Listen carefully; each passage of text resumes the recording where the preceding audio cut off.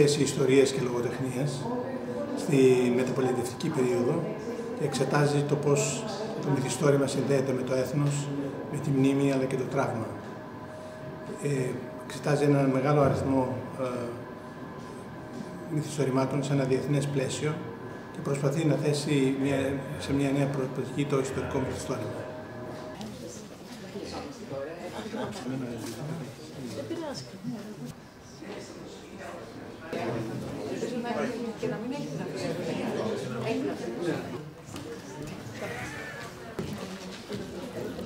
Αγαπητές και αγαπητοί, καλησπέρα.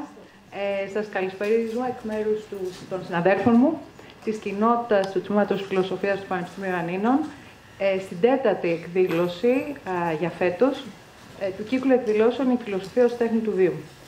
Έχουμε την ιδιαίτερη τιμή και τη χαρά να έχουμε μαζί μας απόψε έναν διακεκριμένο συνάδελφο του εξωτερικού, αλλά τώρα πια και μέλος της κοινότητας του Πανεπιστημίου Ιωαννίνων, εδώ και λίγο καιρό, καθότι πια επίτιμος δάκτορας, τον ομότιμο καθηγητή του Πανεπιστημίου του Μπέρμιγχαμ, τον κύριο Δημήτρη Τζιόβα. Σίγουρα κάποιοι από εσάς θα αισθάνεστε έκπληξη πως ένας καθηγητής νεοελληνικής φιλολογίας, θεωρίας λογοτεχνίας, εν πάση περιπτώσει κάποιος που έρχεται από το χώρο της φιλολογίας, φιλοξενείται απόψε με βιβλίο του, πρόσφατα εκδοθέν βιβλίο του, σε ένα κύκλο εκδηλώσεων του Τμήματος Φιλοσοφίας. Η απάντηση σε αυτό είναι ότι όχι, δεν πρέπει να αισθάνεστε κατάπληξη για το θέμα αυτό, γιατί ο κύριος Τζιόβας με τις ιδέες του, είτε στον τύπο, είτε μέσα από τα βιβλία του, κυρίως μέσα από τα βιβλία του, είναι πηγή έμπνευσης για το φιλοσοφικό στοχασμό. Σε ζητήματα πάρα πολύ σημαντικά που αφορούν την νεοελληνική ταυτότητα, την οποία ανιχνεύει μέσα από τα κείμενα της λογοτεχνίας, ζητήματα μνήμης, αφήγησης, ιστορικής συνέχειας, έτσι, θέματα τα οποία θα θίξουν οι ομιλητές μας απόψε σε αυτό το στρογγυλό τραπέζι, με αφορμή ένα, όπως είπα, πρόσφατα δημοσιευμένο βιβλίο του. Θα ήθελα με την αφορμή αυτής της εκδήλωσης να πω δύο λόγια για αυτόν τον κύκλο εκδηλώσεων που για τέταρτη συνεχόμενη χρονιά τρέχει στο Πνευματικό Κέντρο του Δήμου Ανητών. Το Φιλοσοφία λοιπόν ως Τέχνη του Βίου, το οποίο ως προς την ταυτότητα δεν είναι αυτό που συνήθως περιμένουμε από ένα τέτοιο είδος εκδήλωσης, δηλαδή βιβλιοπαρουσίαση. Η Φιλοσοφία ως Τέχνη του Βίου δεν είναι κύκλος βιβλιοπαρουσιάσεων. Είναι στην ουσία κάτι αρκετά πρωτότυπο στη σύλληψή του, που έχει να κάνει με την προσπάθεια να προσεγγίσουμε ένα φιλοσοφικό ζήτημα μέσα από ένα βιβλίο φιλοσοφίας. Συνεπώς, σε μια πρώτη φάση ο στόχος είναι ο στόχος της εκλαΐκευσης, της καλά τέλος πάντων νοούμενης εκλαΐκευσης, κάτι που και για μας είναι ζητούμενο μέσα στα πανεπιστήμια. Τόσο η επιστήμη όσο και η φιλοσοφία είναι πολύ δύσκολο να εκλαϊκευτούν και πάντα είναι ένα στίχημα και ένα διακύβευμα για μας, η σωστή εκλαϊκεύση. Κατά δεύτερο λόγο, είναι κάτι που απευθύνεται στους φοιτητές μας, στο πλαίσιο αυτό που θα λέγαμε μη τυπική εκπαίδευση. Έτσι. Για παράδειγμα, σε δικά μου μαθήματα, οι εκδηλώσεις αυτές απευθύνονται σε θέμα εξετάσεων, έτσι, και σε θέμα το οποίο αναφέρουμε και αναλύουμε στο πλαίσιο μαθημάτων ή στο πλαίσιο μεταπτυχιακών σεμιναρίων. Και βέβαια, αυτός ο τύπος δράσεων εξυπηρετεί και ένα τρίτο θέμα, που είναι η σύνδεση με την τοπική κοινωνία, του Πανεπιστημίου λοιπόν με την τοπική κοινωνία, κάτι που δεν είναι απλά ένας δείκτης στις εκθέσεις πιστοποίησης των τμήματων, για όσους από εμάς δουλεύουμε μέσα στο Πανεπιστήμιο, αλλά είναι μια ζωντανή, έτσι, πάρα πολύ ουσιαστική ανάγκη που έχει η πανεπιστημιακή γνώση. Για όλους λοιπόν αυτούς τους λόγους, αυτός ο κύκλος δράσεων αγκαλιάστηκε από το τμήμα, από τους συναδέλφους, τόσο του Πανεπιστημίου Ιωαννίνων, όσο και εκτός Πανεπιστημίου Ιωαννίνων, και ως τώρα είχαμε πάνω από 20 τέτοιες εκδηλώσεις, στις οποίες συμμετείχαν περί τους 65 συναδέλφους από πανεπιστήμια της χώρας, αλλά και εκτός της χώρας.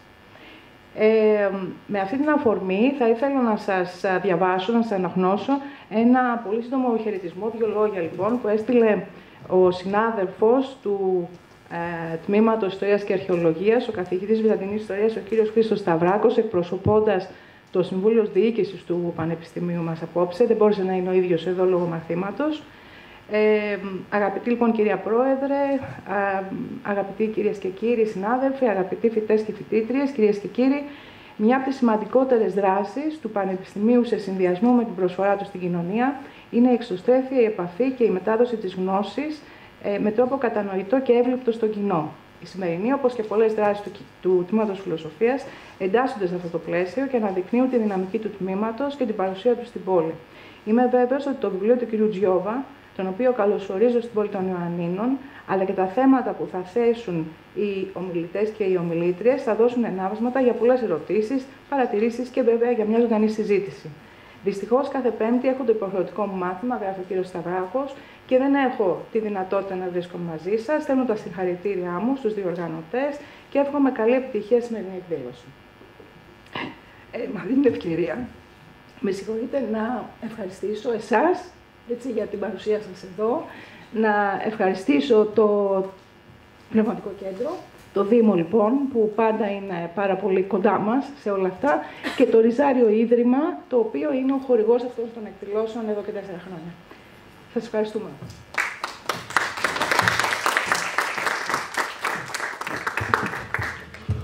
Ωραία. Καλησπέρα και από μένα. Θα έχω τον διπλό ρόλο του συντονιστή και του ομιλητή. Δεν θα καταχραστώ καθόλου τον πρώτο ρόλο. Και θα σας συστήσω την πρώτη ομιλήτρια της απόψινής εκδήλωσης, την Μέρη Μικέ. Σας είναι βεβαίως γνωστή στους περισσότερους. Η Μέρη Μικέ είναι καθηγήτρια νεοελληνικής φιλολογίας στο Τμήμα Φιλολογίας του Αριστοτέλειου Πανεπιστημίου Θεσσαλονίκης. Τα ενδιαφέροντά της στρέφονται γύρω από την ιστορία, τη θεωρία και την ερμηνεία κειμένων, κυρίως του 19ου και του 20ου αιώνα.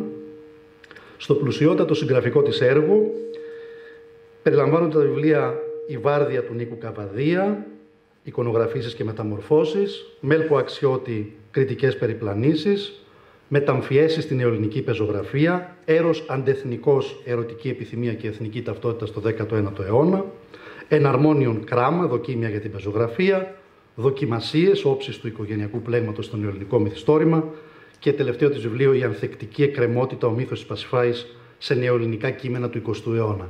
Έχει επιμεληθεί πολλές εκδόσεις, αλληλογραφίες, συλλογικούς τόμους και εκτός των βιβλίων της έχει ασχοληθεί και με συγγραφείς όπως ο Καραγάτσης, ο Κοτζιάς, ο Αναγνωστάκης, ο Κατζατζάκης και με θέματα όπως οι ερωτικοί κώδικες και οι έμφυλες ταυτότητες στη λογοτεχνία, οι λογοτεχνικές χρήσεις των αρχαίων μύθων και άλλα.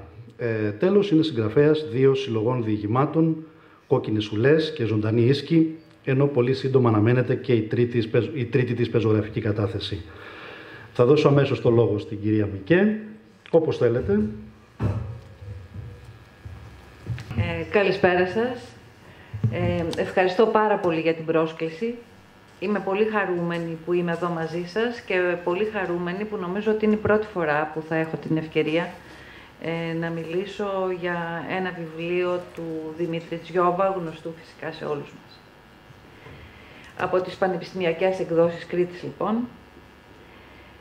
Ετερότητα, μνήμη, τραύμα, αρχείο, πώς τα συμβάντα γίνονται γεγονότα, σχέση ανάμεσα στην επαλήθευση και την αληθοφάνεια. Πώς το νέο ιστορικό μυθιστόρημα ερευνά την ετερότητα του έθνους, την αποσιώπηση πτυχών, τη λειτουργία της μεταφοράς, την αμφισβήτηση της διάκρισης ανάμεσα σε fact και fiction, για την αναθεωρητική αναμόχλευση του παρελθόντος και βιοπολιτική ταυτότητα, τάση στη μεταπολίτευση. Πώς παράγω, αποθηκεύω και καταναλώνω ιστορία αλλά και μυθοπλασία. Αν αυτά αποτελούν ορισμένα κεντρικά ζητήματα του βιβλίου, ο αναγνώστης αντιλαμβάνεται αμέσως ότι προκειμένου ο Τζιόβας να προχωρήσει σε συγκρίσεις, να ερμηνεύσει τις μεταβάσεις του ιστορικού μυθιστορήματος ειδικότερα, της μυθοπλασίας πεζογραφίας γενικότερα, πηγαίνει πίσω, ως την άνθηση του ιστορικού μυθιστορήματος του 19ου αιώνα και μιλάει ο συγγραφέας για τον αυθέντη του Μορέως, ας πούμε, για τον Κατσαντώνη, με το συλλογικό παραδειγματικό υποκείμενο, το διδακτικό χαρακτήρα του μυθιστορήματος, τη στενή πρόσδεσή του με τη συγκρότηση της εθνικής ταυτότητας ή ακόμη στα χρόνια μετά τη δικτατορία του Μεταξά και τα χρόνια του κατοχικού ιστορισμού. Ας πούμε, Πρεβελάκης, Πετσάλης, Τερζάκης με την οριστική έκδοση της Πριγκιπέссας Ιζαμπό το 1945, με εμφατικές αλλαγές από τη δημοσίευση του κειμένου σε συνέχεια στην εφημερίδα Καθημερινή το 1938. Δεν είναι όμως μόνο τα παραδείγματα των νεοελληνικών πεζογραφικών κειμένων που ενσφινώνονται στη σκέψη του ερευνητή, προκειμένου να επιχειρηματολογήσει για τις επιστημολογικές παραδοχές του, αλλά είναι βεβαίως και μια πλούσια και εγρήγορη θεωρητική σκέψη, μια βιβλιογραφία που φτάνει μέχρι πρόσφατα και με την οποία ο Τζιόβα συνομιλεί αρμονικά, εντάσσοντάς την οργανικά στις ενότητες του βιβλίου. Ας δούμε λοιπόν πιο αναλυτικά τις έννοιες, τις κατηγοριοποιήσεις, τα παραδείγματα, προκειμένου να εκτιμήσουμε ενδεχομένως καλύτερα τι εκόμισε στην τέχνη. Η χρόνη της ιστορίας. Ιστορία και μνήμη. Εδώ υπάρχουν παρατηρήσεις ανάμεσα στη μεταπολίτευση και την μεταμυθοπλασία. Ο προσανατολισμός σε αυτά τα χρόνια γίνεται πιο γλωσσοκεντρικός και πιο μορφοκρατικός, σαν να απομακρύνεται, όπως θα έλεγαν οι συγγραφείς της πρώτης μεταπολεμικής γενιάς, από τα σιδερένια γόνατα της ιστορίας. Αυτό το γνωρίζουμε και από πρόσφατες σχετικές μελέτες, παραδείγματος χάρη του Χατζηβασιλείου, της Κοντζιά, του Κούρτοβικ. Μνημονική στροφή, όπως προκύπτει από το βιβλίο που συζητούμε απόψε, που δεν έχει όμως μία μόνο κατεύθυνση. Δεν πρόκειται για ανάκληση μιας αυθεντικής εμπειρίας ή ενός βιώματος. Η έμφαση στη μνήμη μπορεί να σημαίνει την υποκατάσταση της ανάλυσης από την ενσυναίσθηση και της πολιτικής από το συναίσθημα. Επινόηση, αναθεώρηση, ανασύνταξη του παρελθόντος, αποσιοποιημένες περιοχές, ποιητική του αρχείου, που δεν αντιμετωπίζεται ως μουσιακό κομμάτι, για το παρελθόν ο λόγος φυσικά, αλλά ως επίδικο για διαμάχες ανάμεσα στη μνήμη και στη λύση. Και οδηγούν στην παραδοχή ότι δεν υπάρχουν ιερές εκδοχές του παρελθόντος. Μπορεί στην αρχή της μεταπολίτευσης, όπως προκύπτει, να αναδεικνύεται αρχικά, όπως ήδη αναφέρθηκα υπενικτικά, η ιδεολογική χρήση της ιστορίας. Αργότερα, ωστόσο, όπως διαπιστώνεται, κυριαρχούν οι θεωρίες της πρόσληψης, που χαρτογραφούν τους μηχανισμούς διαχείρισης και αξιολόγησης του παρελθόντος σε ποικίλα πολιτισμικά πεδία. Η αλήθεια είναι ότι τα παραδείγματα είναι λιγότερα, ας πούμε, από τον κινηματογράφο, τα περισσότερα από το χώρο που ελέγχει καλύτερα ο συγγραφέας, τη λογοτεχνία. Με τον τρόπο αυτό αναδεικνύεται μια κεντρική και σημαίνουσα έννοια στο βιβλίο του Τζιόβα, το σημείο εκκίνησης της ερμηνείας με τις σκευές του ερευνητή, εννοώ φυσικά το ζωντανό και εύπλαστο παρόν, ο παροντισμός, όπως αναγράφεται. Προλαμβάνει ο μελετητής, σωστά, και τοποθετεί ένα όριο ανάμεσα στις άπειρες εκδοχές του παρελθόντος, γιατί αλλιώτικα τι θα ήταν? Θα ήταν οι εκδοχές όσο ακριβώς και τα άτομα που ερμηνεύουν. Τονίζοντας ότι η προοπτική του παρόντος στη μεταπολίτευση δεν προκύπτει μέσα στο πλαίσιο ενός φιλελεύθερου ατομισμού, καταργώντας την πραγματικότητα συλλογικότητες του μέλλοντος, αλλά ως επιστροφής ενός παρελθόντος που δεν είναι ειζηλιακό, αλλά τραυματικό, καταστροφικό και στοιχειωμένο. Συναφής είναι και οι έννοιες του τραύματος και της μεταμνήμης. Επίσης η μνήμη, αν σε ατομικό επίπεδο, όπως είπαμε, δεν είναι η ανάκληση μιας αυθεντικής εμπειρίας, δεν είναι μνήμη εθνική, αραγής, που θα μπορούσε να λειτουργήσει παραδειγματικά για τις μελούμενες γενιές, όπως έκανε το ιστορικό μυθιστόρημα του 19ου αιώνα. Όπως τόνιζαν, ας πούμε, οι πρόλογοι στα ιστορικά μυθιστορήματα του 19ου αιώνα. Πρόκειται για μια μνήμη αποσπασματική και διαθλαστική, με κύριο χαρακτηριστικό γνώρισμα μια τραυματική εμπειρία, η οποία δεν έχει διόλου ως στόχο την αναπαράσταση, πολύ περισσότερο την αναπαράσταση ενός ολιστικού ειδόλου στον καθρέφτη, αλλά μια επιμέρους αναφορά, μια κατάθεση ψηφίδας. Η μεταμνήμη συνιστά ένα χώρο αναμνήσεων που μπορεί να διαπερνά τις γενιές και ως μεταφορά του τραύματος, και εκεί να κυκλοφορούν σε αυτό το χώρο τεκμήρια του παρελθόντος, δηλαδή φωτογραφίες, γράμματα, ταυτότητες. Σε αυτόν τον αναστοχαστικό χώρο εισέρχονται οι απόγονοι, όχι μόνο για να βρουν μαρτυρίες για την οικογένειά τους, αλλά για να διερευνήσουν και τη δική τους ταυτότητα. Με τον τρόπο αυτό, ο Τζιόβας συνδέει τη μεταμνήμη με το παρελθόν, όχι μέσω της ανάκλησης, αλλά και μέσω μιας φαντασιακής επινόησης, προβολής και δημιουργίας. Έθνος και ιστορικό μυθιστόρημα. Σύμφωνα με τα παραπάνω, η απουσία του μεγάλου ιστορικού μυθιστορήματος στα χρόνια της μεταπολίτευσης, επειδή βέβαια είναι γεγονός, τοποθετεί και σε νέα βάση τη σχέση έθνους και πεζογραφίας, η οποία από αναπαραστατική μετατρέπεται σε κριτικά αναστοχαστική και διερευνητική. Ο διασπορικός χρόνος είναι αυτός που τονίζει τις ασυνέχειες και τις ρήξεις. Η έννοια της μυθοπλασίας είναι αυτή που κερδίζει έδαφος στη μεταπολίτευση. Γιατί? Γιατί το ιστορικό μυθιστόρημα, τα ιστορικά γεγονότα δεν ανασύρονται για να υπηρετήσουν τη μυθοπλασία, όπως θα γράψει άλλωστε και η Μαροδούκα στο βιβλίο της Αθώοι και Φταίκτες, αλλά για να την εκθέσουν, για να αποκαλύψουν την κατασκευαστική τέχνη και τεχνική, ώστε να τονίσουν μια διαρκή διαδικασία η οποία αλληλοτροφοδοτείται. Ο Τζιόβας διαρωτάται για τη σχέση ιστορίας-λογοτεχνίας, αφομοιώνοντας τις σχετικές συζητήσεις και δίνοντας τις δικές του απαντήσεις.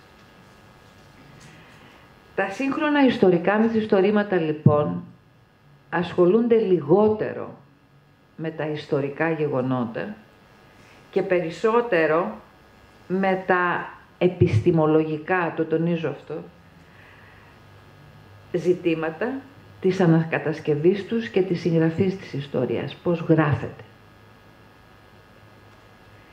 Σήμερα, λοιπόν, μετατοπιζόμαστε από μια γεγονοτολογία σε μία παρελθοντολογία, αλλά το «ελφ» θα πρέπει να το βάλουμε σε παρένθεση, που είναι και μία ερμηνεία για το ίδιο το παρόν. Αναδεικνύεται έτσι ένας αφηγηματικός τρόπος κατανόησης του κόσμου. Ουσιαστική συγχώνευση, λοιπόν, έρευνας και δημιουργίας. Και στο πέρασμα από την τριτοπρόσωπη στην πρωτοπρόσωπη αφήγηση. Φαίνεται ότι ο παντογνώστης αφηγητής έχει αποκαθιλωθεί για τα καλά. Από την πολιτική στην κοινωνική ιστορία. Και η διάδραση της υβριδικότητας είναι φανερή στα χρόνια της μεταπολίτευσης. Αυτό που λέγαμε λίγο πριν, ουσιαστική συγχώνευση έρευνας και δημιουργίας, του τεκμηρίου και της επινόησης. Εθνική αλήθεια και ετερότητα από το πένθος στην αυτογνωσία. Η σχέση έθνους λογοτεχνίας, για την οποία έγινε λόγος παραπάνω, σύμφωνα με το μελετητή, δεν αφορά βεβαιότητες, αλλά εθνικές ενοχές. Η αναμόχλευση, λοιπόν, του μεταπολιτευτικού μυθιστορήματος φέρνει στην επιφάνεια αθέατες πτυχές της ιστορίας, πρόσωπα και μειονότητες που παρέμειναν στην αφάνεια, ως χώρος σύνθετων σχέσεων. Τα μυθιστορήματα ξανασυστήνουν, ας πούμε, τις πόλεις, και εδώ έχει ένα παράδειγμα από το σινεμά, ως πολυπολιτισμικές, καθιστώντας οικείο το αλότριο μέσα από το σχήμα του οικογενειακού μυθιστορήματος. Είναι οι άγνωστες πτυχές της ελληνικής ιστορίας μαζί με τους άλλους, τους απόντες άλλους, τους αφανείς, τους περιθωριακούς. Αυτοί συγκατοικούν με ιστορικά πρόσωπα που δίνουν αφορμές για μυθοπλαστικές προεκτάσεις και στοχασμούς. Η αναζήτηση της εγκυρότητας συνυπάρχει επομένως με την υπονόμευσή της. Η αναζήτηση ειδικά μετά το 1990 πέρασε από το εθνικό πένθος των χαμένων πατρίδων στην εθνική αυτογνωσία και την αναγνώριση της άλλης πλευράς της ιστορίας. Υπερβαίνοντας το τραύμα από την νοσταλγία στη μεταμνήμη.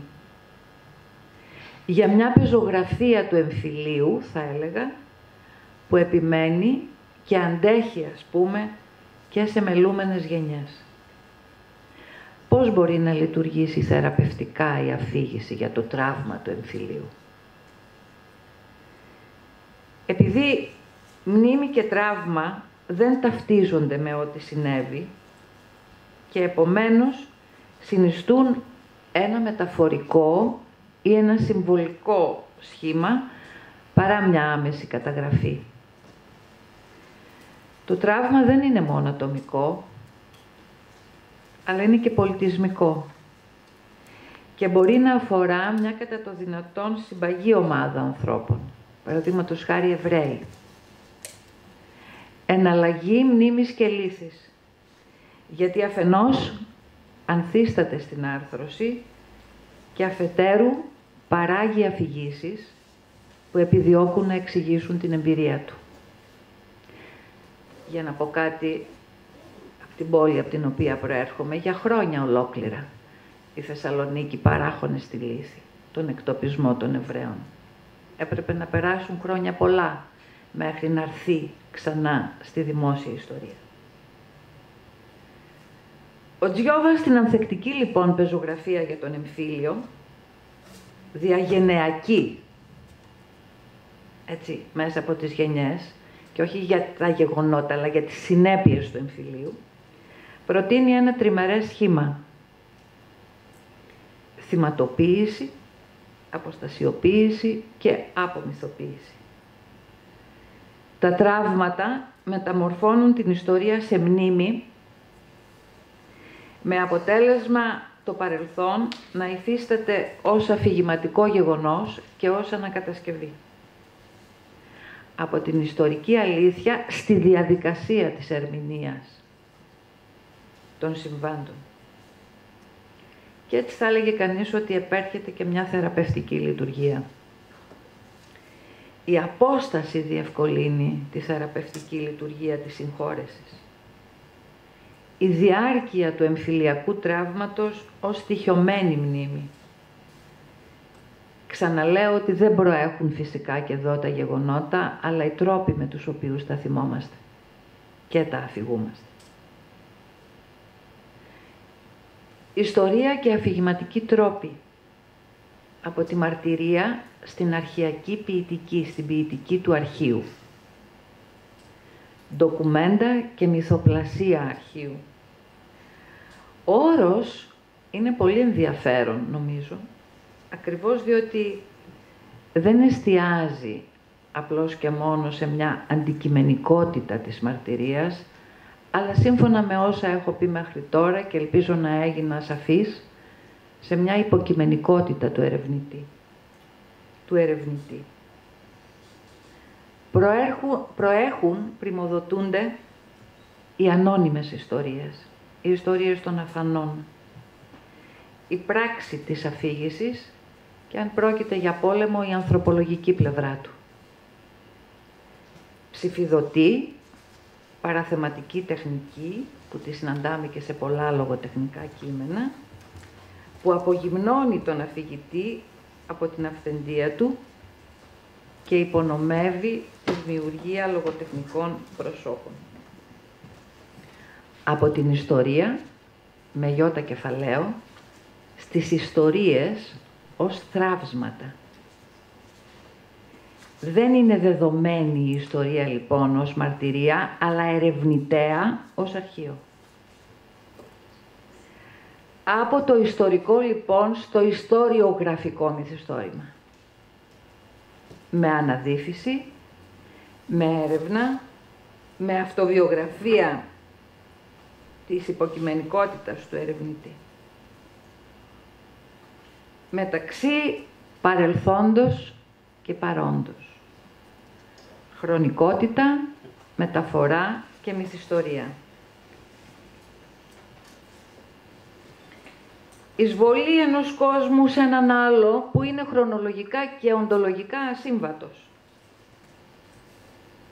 Στο μεταπολιτευτικό μυθιστόρημα, ισχυρίζεται ο Τζιόβας, έχουμε συνήθως τον παραλληλισμό δύο κόσμων.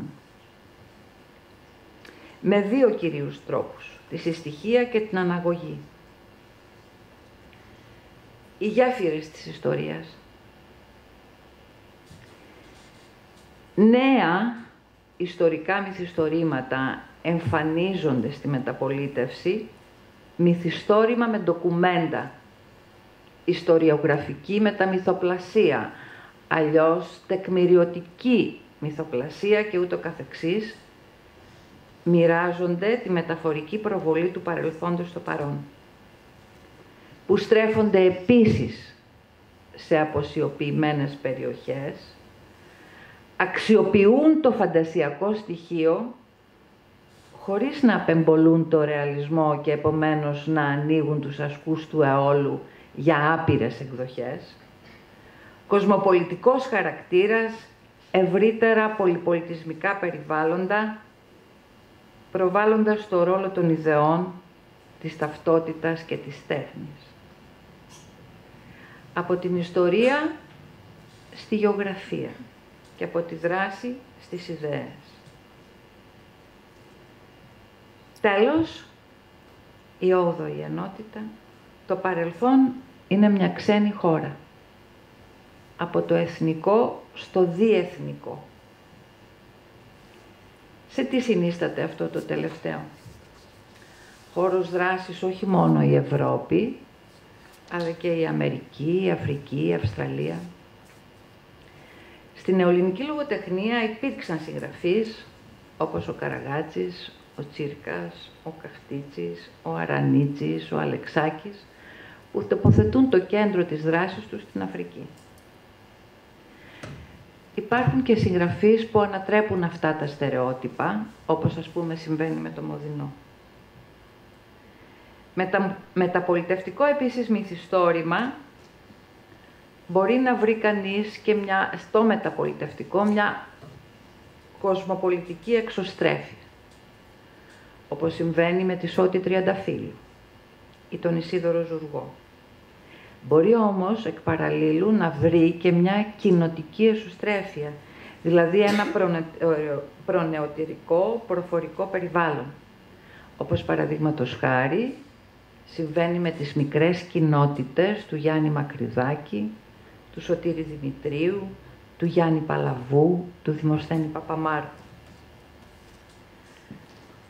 Γίνεται λόγος για διασπορικούς συγγραφείς, που έχουν ένα άλλο βλέμμα, που έχουν μια άλλη οπτική, μια ετερότητα του βλέμματος, γιατί απλούστατα βλέπουν το περιβάλλον απ' έξω.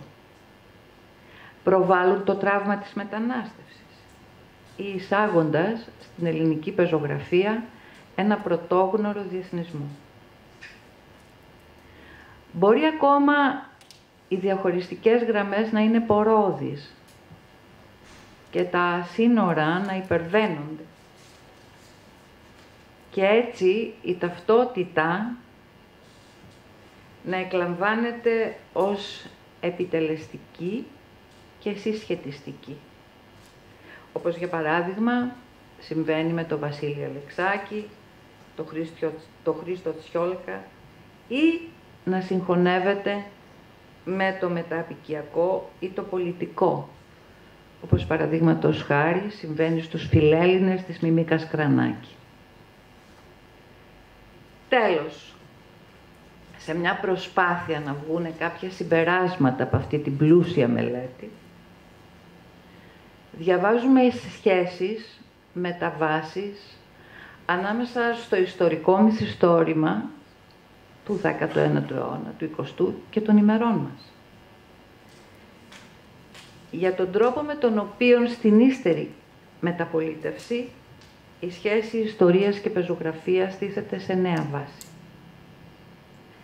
Είναι δηλαδή μικροϊστορική, αντιγραμμική και λιγότερο έθνοκεντρική.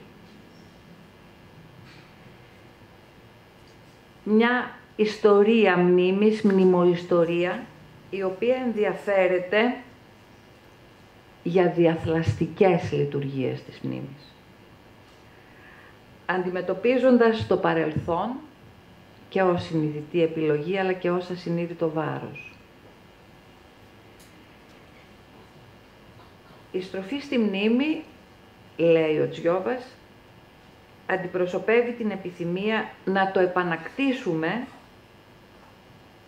όχι απλώς για να το γνωρίσουμε, αλλά να γνωρίσουμε ένα σημαντικό μέρος του παρόντος.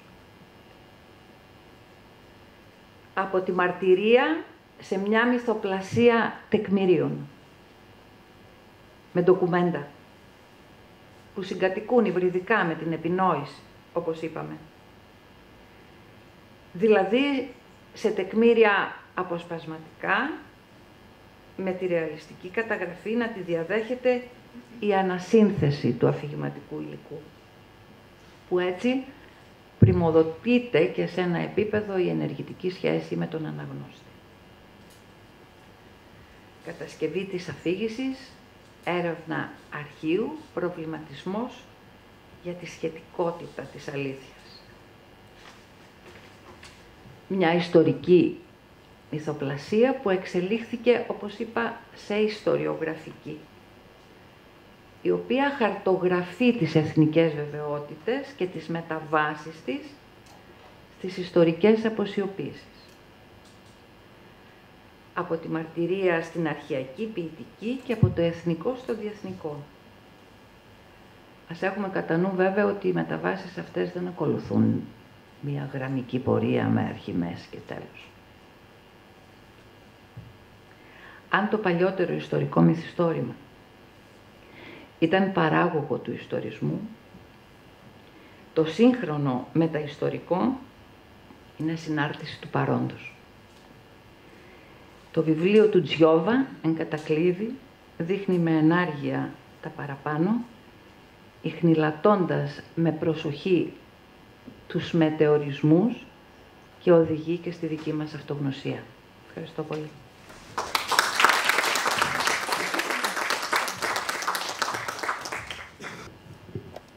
Η μελέτη του Δημήτρη Τζιόβα για το ιστορικής θεματικής μυθιστόρημα της μεταπολίτευσης εξετάζει την εξέλιξη του είδους και παράλληλα επιχειρεί να ερμηνεύσει το σταθερό και διαχρονικό ενδιαφέρον της ελληνικής πεζογραφίας, συγγραφέων αλλά και αναγνωστικού κοινού για την ιστορία και το παρελθόν.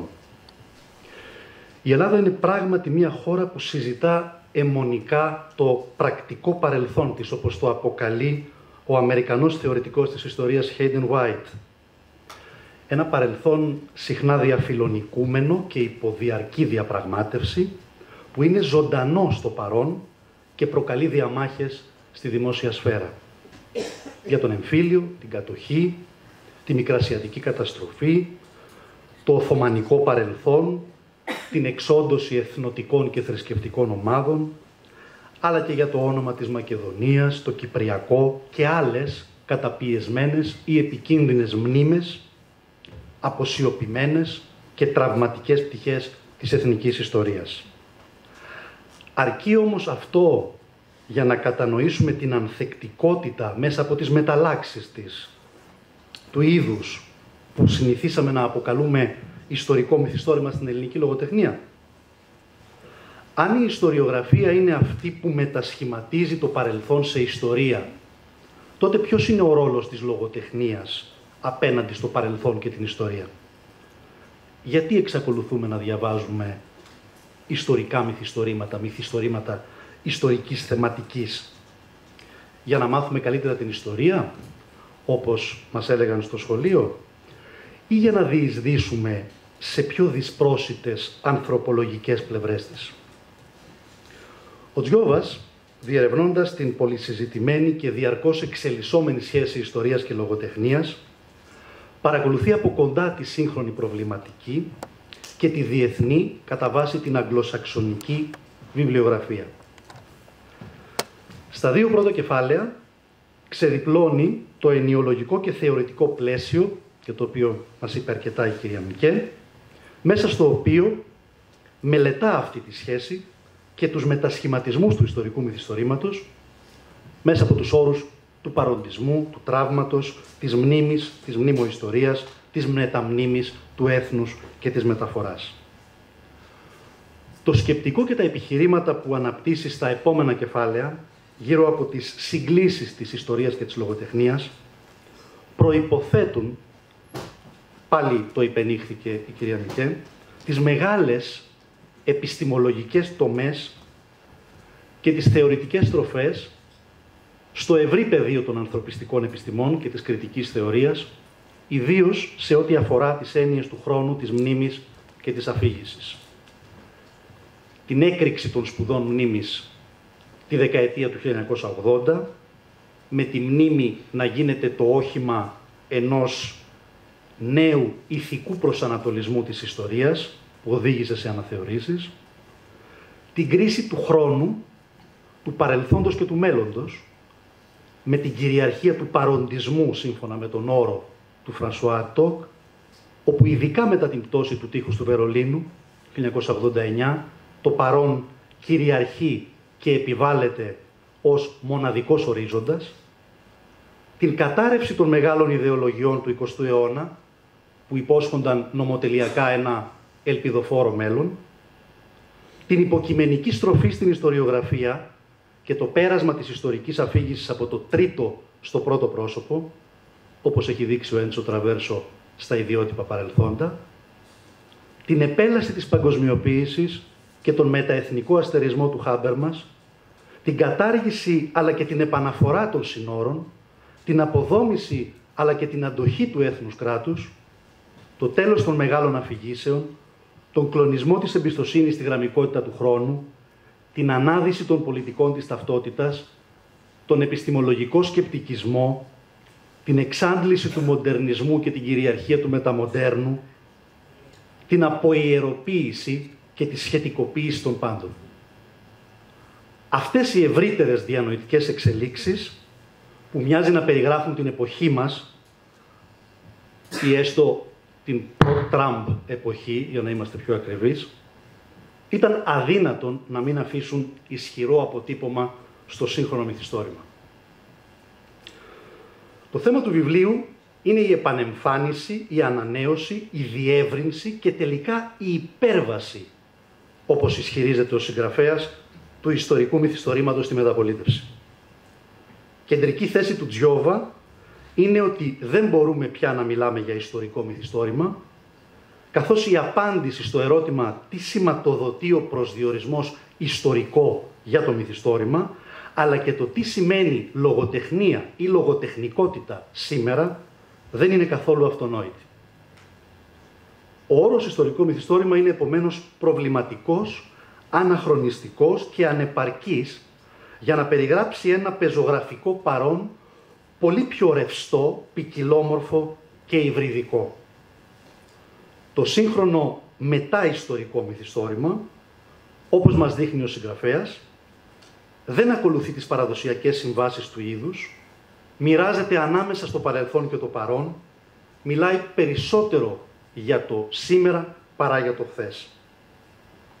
Ωστόσο, αν και το παρόν μοιάζει να καταβροχθίζει το παρελθόν, αυτό το μυθιστόρημα δεν είναι άμυρο ιστορικότητας, αφού θέτει με ποικίλους τρόπους και στοχάζεται ζητήματα ιστορικής κουλτούρας, γνώσης και αλήθειας γύρω από το έθνος, τις εταιρότητες, τον άλλο, την ελληνική αλλά και την παγκόσμια ιστορία.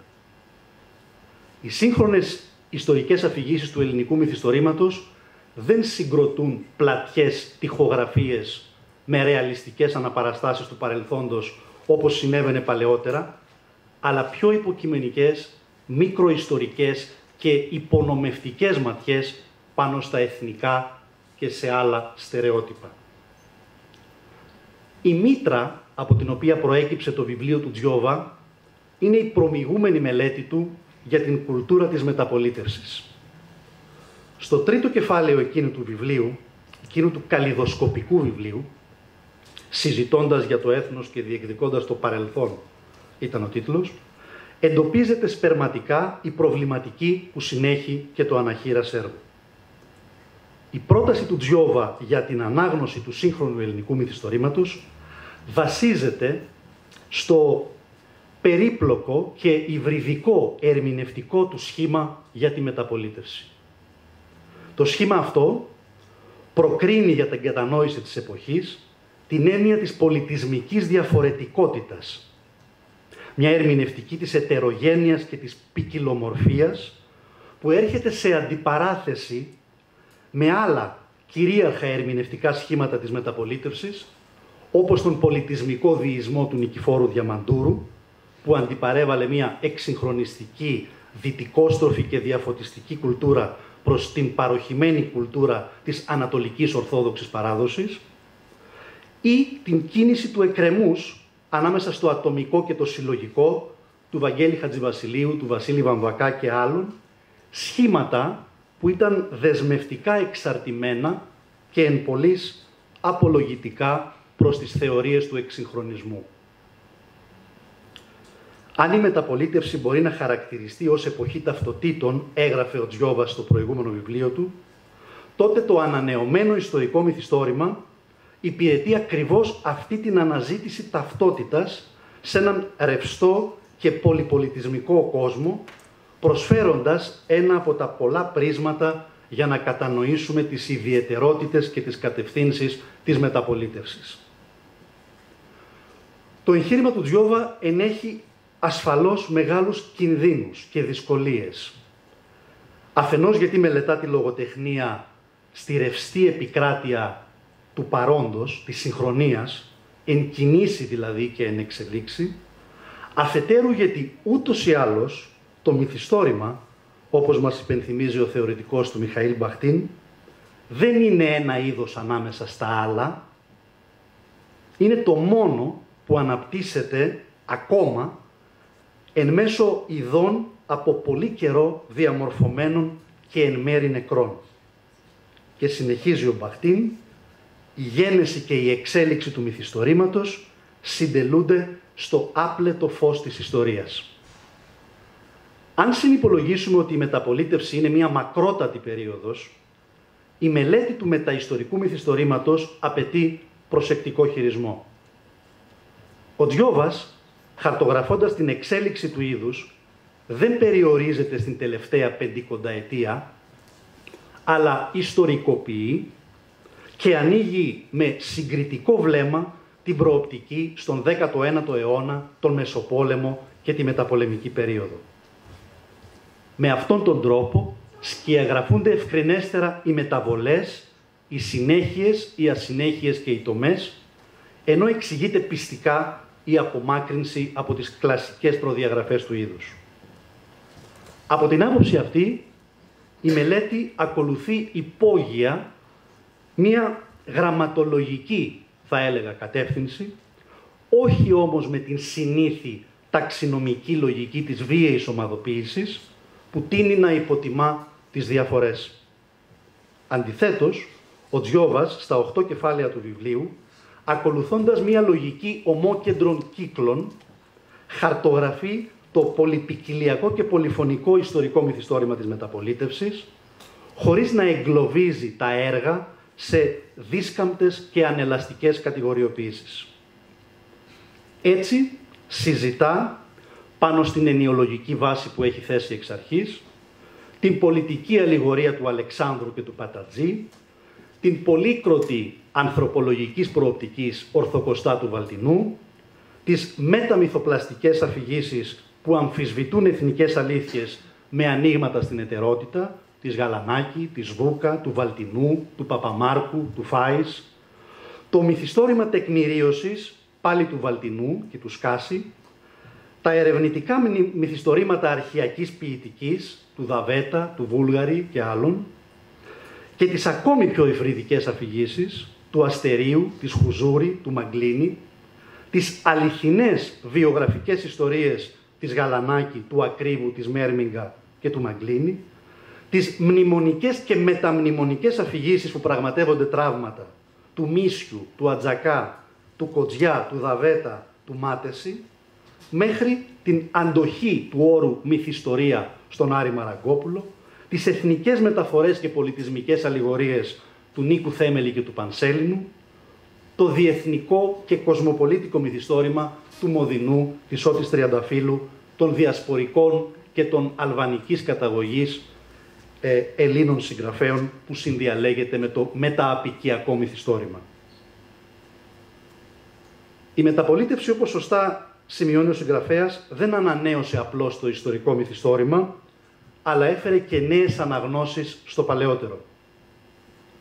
Το επικό εθνορομαντικό μυθιστόρημα του 19ου αιώνα, από τον Αυθέντη του Μορέως του Ραγκαβή και την ηρωίδα της Ελληνικής Επαναστάσεως του Στέφανου Ξένου, μέχρι τα έργα του Ζαμπέλιου, του Κωνσταντίνου Ράμφου και άλλων, υπήρξε γέννημα του ιστορισμού και της ανάγκης για αντικειμενική καταγραφή της ιστορίας, στοχεύοντας στην καλλιέργεια και την επιβεβαίωση της εθνικής συνείδησης.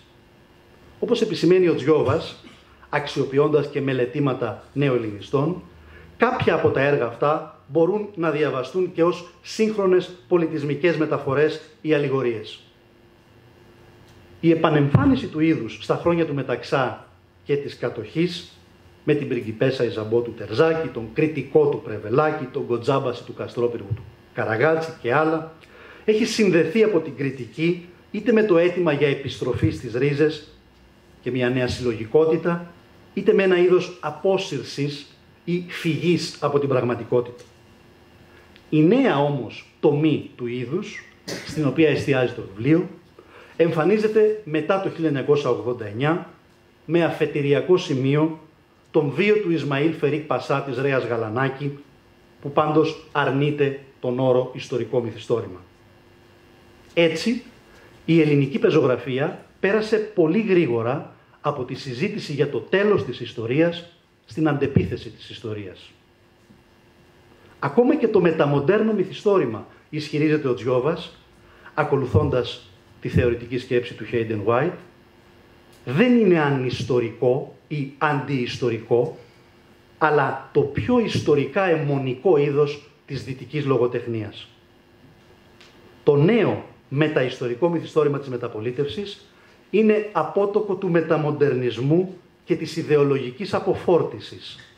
Καταστρατηγεί όλες σχεδόν τις συμβάσεις του παραδοσιακού ιστορικού μυθιστορήματος, απομυθοποιεί, παροδεί και αποσταθεροποιεί το παρελθόν και την εθνική ιστορία, συνδέεται με τους νέους προβληματισμούς της ιστοριογραφίας, στρέφεται στην έννοια του αρχείου και την επιτελεστικότητα της έρευνας και προσεγγίζει την εταιρότητα και τις αποσιωπημένες πλευρές της ιστορίας.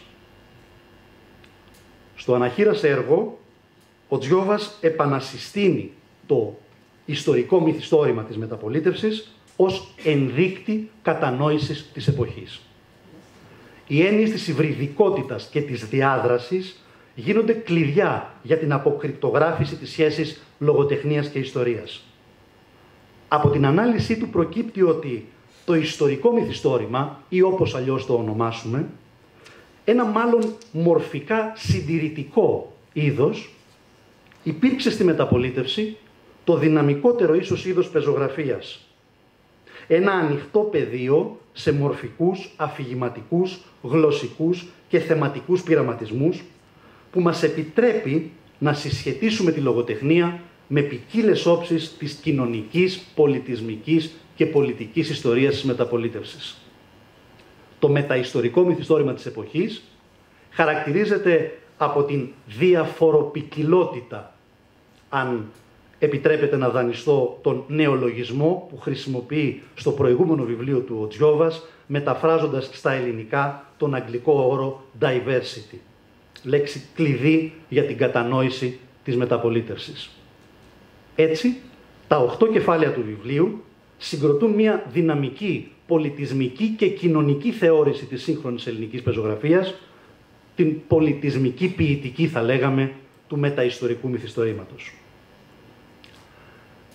Για τους μελετητές της σύγχρονης λογοτεχνίας, η ριζοσπαστική καινοτομία του βιβλίου έγκυται στο ότι τοποθετεί σε άλλη βάση τη συζήτηση για τη σχέση ιστορίας και μυθοπλασίας, μεταφέροντας το ενδιαφέρον από το είδος και τον ιδεολογικό προβληματισμό σε μια πιο στοχαστική κατεύθυνση που συσχετίζει την εξέλιξη της πεζογραφίας με τη διαχείριση των τάξεων και των εμπειριών του χρόνου, του παρελθόντος και του παρόντος, της μνήμης και του τραύματος. Για το πεδίο της νεοελληνικής φιλολογίας ή καλύτερα των νεοελληνικών σπουδών, η μελέτη του Τζιόβα παρουσιάζει ερεθιστικό ενδιαφέρον, καθώς υποδεικνύει έναν διαφορετικό από τους συνηθισμένους τρόπο μελέτης της ελληνικής πεζογραφίας. Όχι με βάση τα γνωστά γραμματολογικά σχήματα, γενιές, σχολές, ξένες επιδράσεις, πρότυπα, ρεύματα, κινήματα, περιοδολογήσεις, ούτε με ιδεολογικές κατηγορίες, ιστορικό, πολεμικό, ρομαντικό, ρεαλιστικό, μοντερνιστικό μυθιστόρημα, αλλά με έννοιες κλειδιά που γίνονται οι άξονες γύρω από τους οποίους περιστρέφεται η μελέτη του μυθιστορήματος της εποχής. Αφομοιώνοντας με γόνιμο τρόπο τη σύγχρονη θεωρία της λογοτεχνίας αλλά και της ιστοριογραφίας, ο Τζιόβας συντάσσεται αθόρυβα με όσους αμφισβητούν ριζικά το εθνικό μοντέλο μελέτης της λογοτεχνίας. Η κουζίνα του μελετητή, όπως αποτυπώνεται στις υποσημειώσεις, φαίνεται πως δεν περιφρονεί καμία πηγή και αξιοποιεί συνθετικά και επιλεκτικά όχι μόνο τη διαθέσιμη ελληνόγλωση και αγγλόφωνη βιβλιογραφία, αλλά και τον λόγο της λογοτεχνικής κριτικής, πολλά ενδεικτικά παραθέματα από τα μυθιστορήματα, ακόμα και συνεντεύξεις των συγγραφέων σε έντυπα και ηλεκτρονικά μέσα. Είναι επίσης εντυπωσιακός ο τρόπος με τον οποίο ο Τζιόβας σε κάθε βιβλίο του υπενήσεται και σκιαγραφεί θέματα για ξετύλιγμα, στρώνοντας το έδαφος για περαιτέρω διερεύνηση είτε από τον ίδιο είτε από άλλους μελετητές.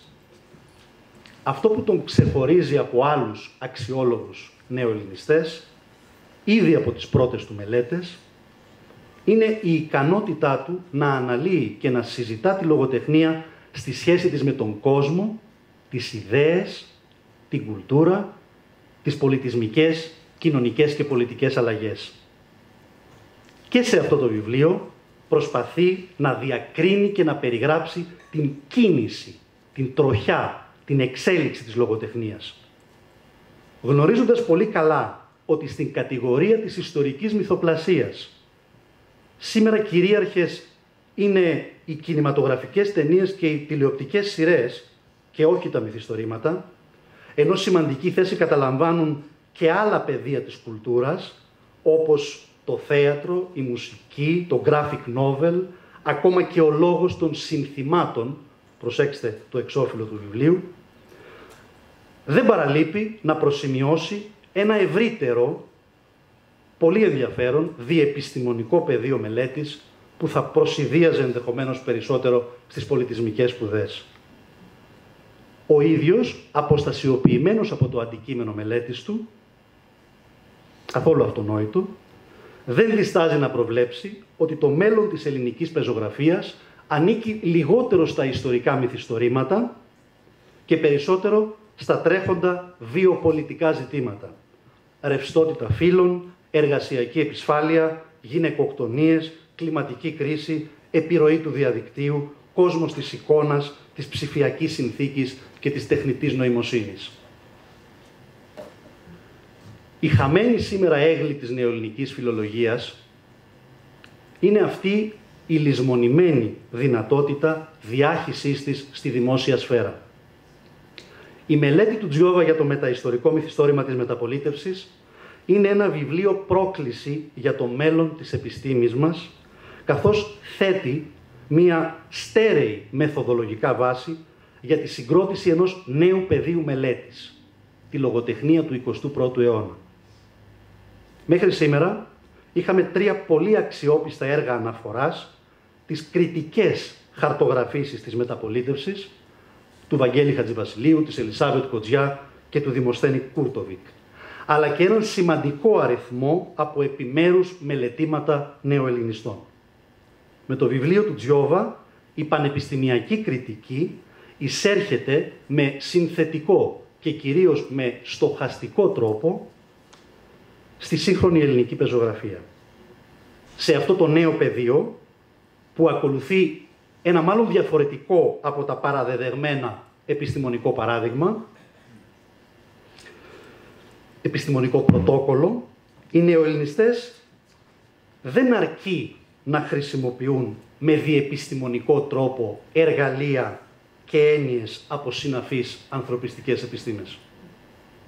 Θα πρέπει επιπλέον να διαθέτουν ευρύτερη πολιτισμική και θα τολμούσα να πω πολυεπιστημονική θεώρηση και κυρίως την ικανότητα να συνδέουν την παραγωγή και την εξέλιξη της λογοτεχνίας με την κουλτούρα και την κοινωνία. Αυτός ο δύσκολος και απαιτητικός δρόμος είναι ένα μεγάλο στοίχημα για την ανανέωση της χυμαζόμενης νεοελληνικής φιλολογίας. Και είναι ένας δρόμος που μπορεί να την επανασυστήσει ως κοινωνικά χρήσιμη επιστήμη. Σε αυτή την κατεύθυνση, η μελέτη του Τζιόβα, αλλά και το συνολικό έργο του, συνιστά μια αποφασιστική συμβολή. Ευχαριστώ.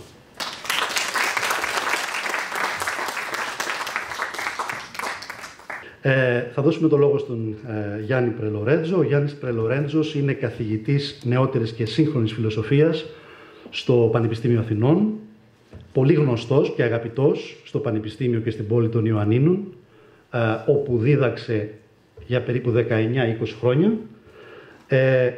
και για μια διετία υπήρξε κοσμήτορας της Φιλοσοφικής Σχολής. Τα πληθωρικά επιστημονικά του ενδιαφέροντα αφορούν κυρίως το έργο του Ντεκάρ, του Σπινόζα, του Ρουσό, του Μπεργκσόν, του Σάρτρ, του Μερλό Ποντί, του Ντελέζ και του Ζανκελεβίτς, με έμφαση στη νεότερη γαλλική φιλοσοφία. Έχει δημοσιεύσει σειρά μελετών στα ελληνικά και στα γαλλικά για αυτούς τους συγγραφείς και για ακόμη περισσότερους φιλοσόφους. Έχει μεταφράσει και σχολιάσει στα γαλλικά τα κεντρικά βιβλία της πολιτείας του Πλάτωνα. Έχει μεταφράσει στα ελληνικά τα πάθη της ψυχής του Ντεκάρ, τη δημιουργική εξέλιξη του Μπεργκσόν, τον μπεργκσονισμό του Ντελέζ, πολλά έργα. Ξεχωρίζω για τις ανάγκες της εκδήλωσης και τα τελευταία του ενδιαφέροντα, τα που σχετίζονται με την σχέση λογοτεχνίας-φιλοσοφίας.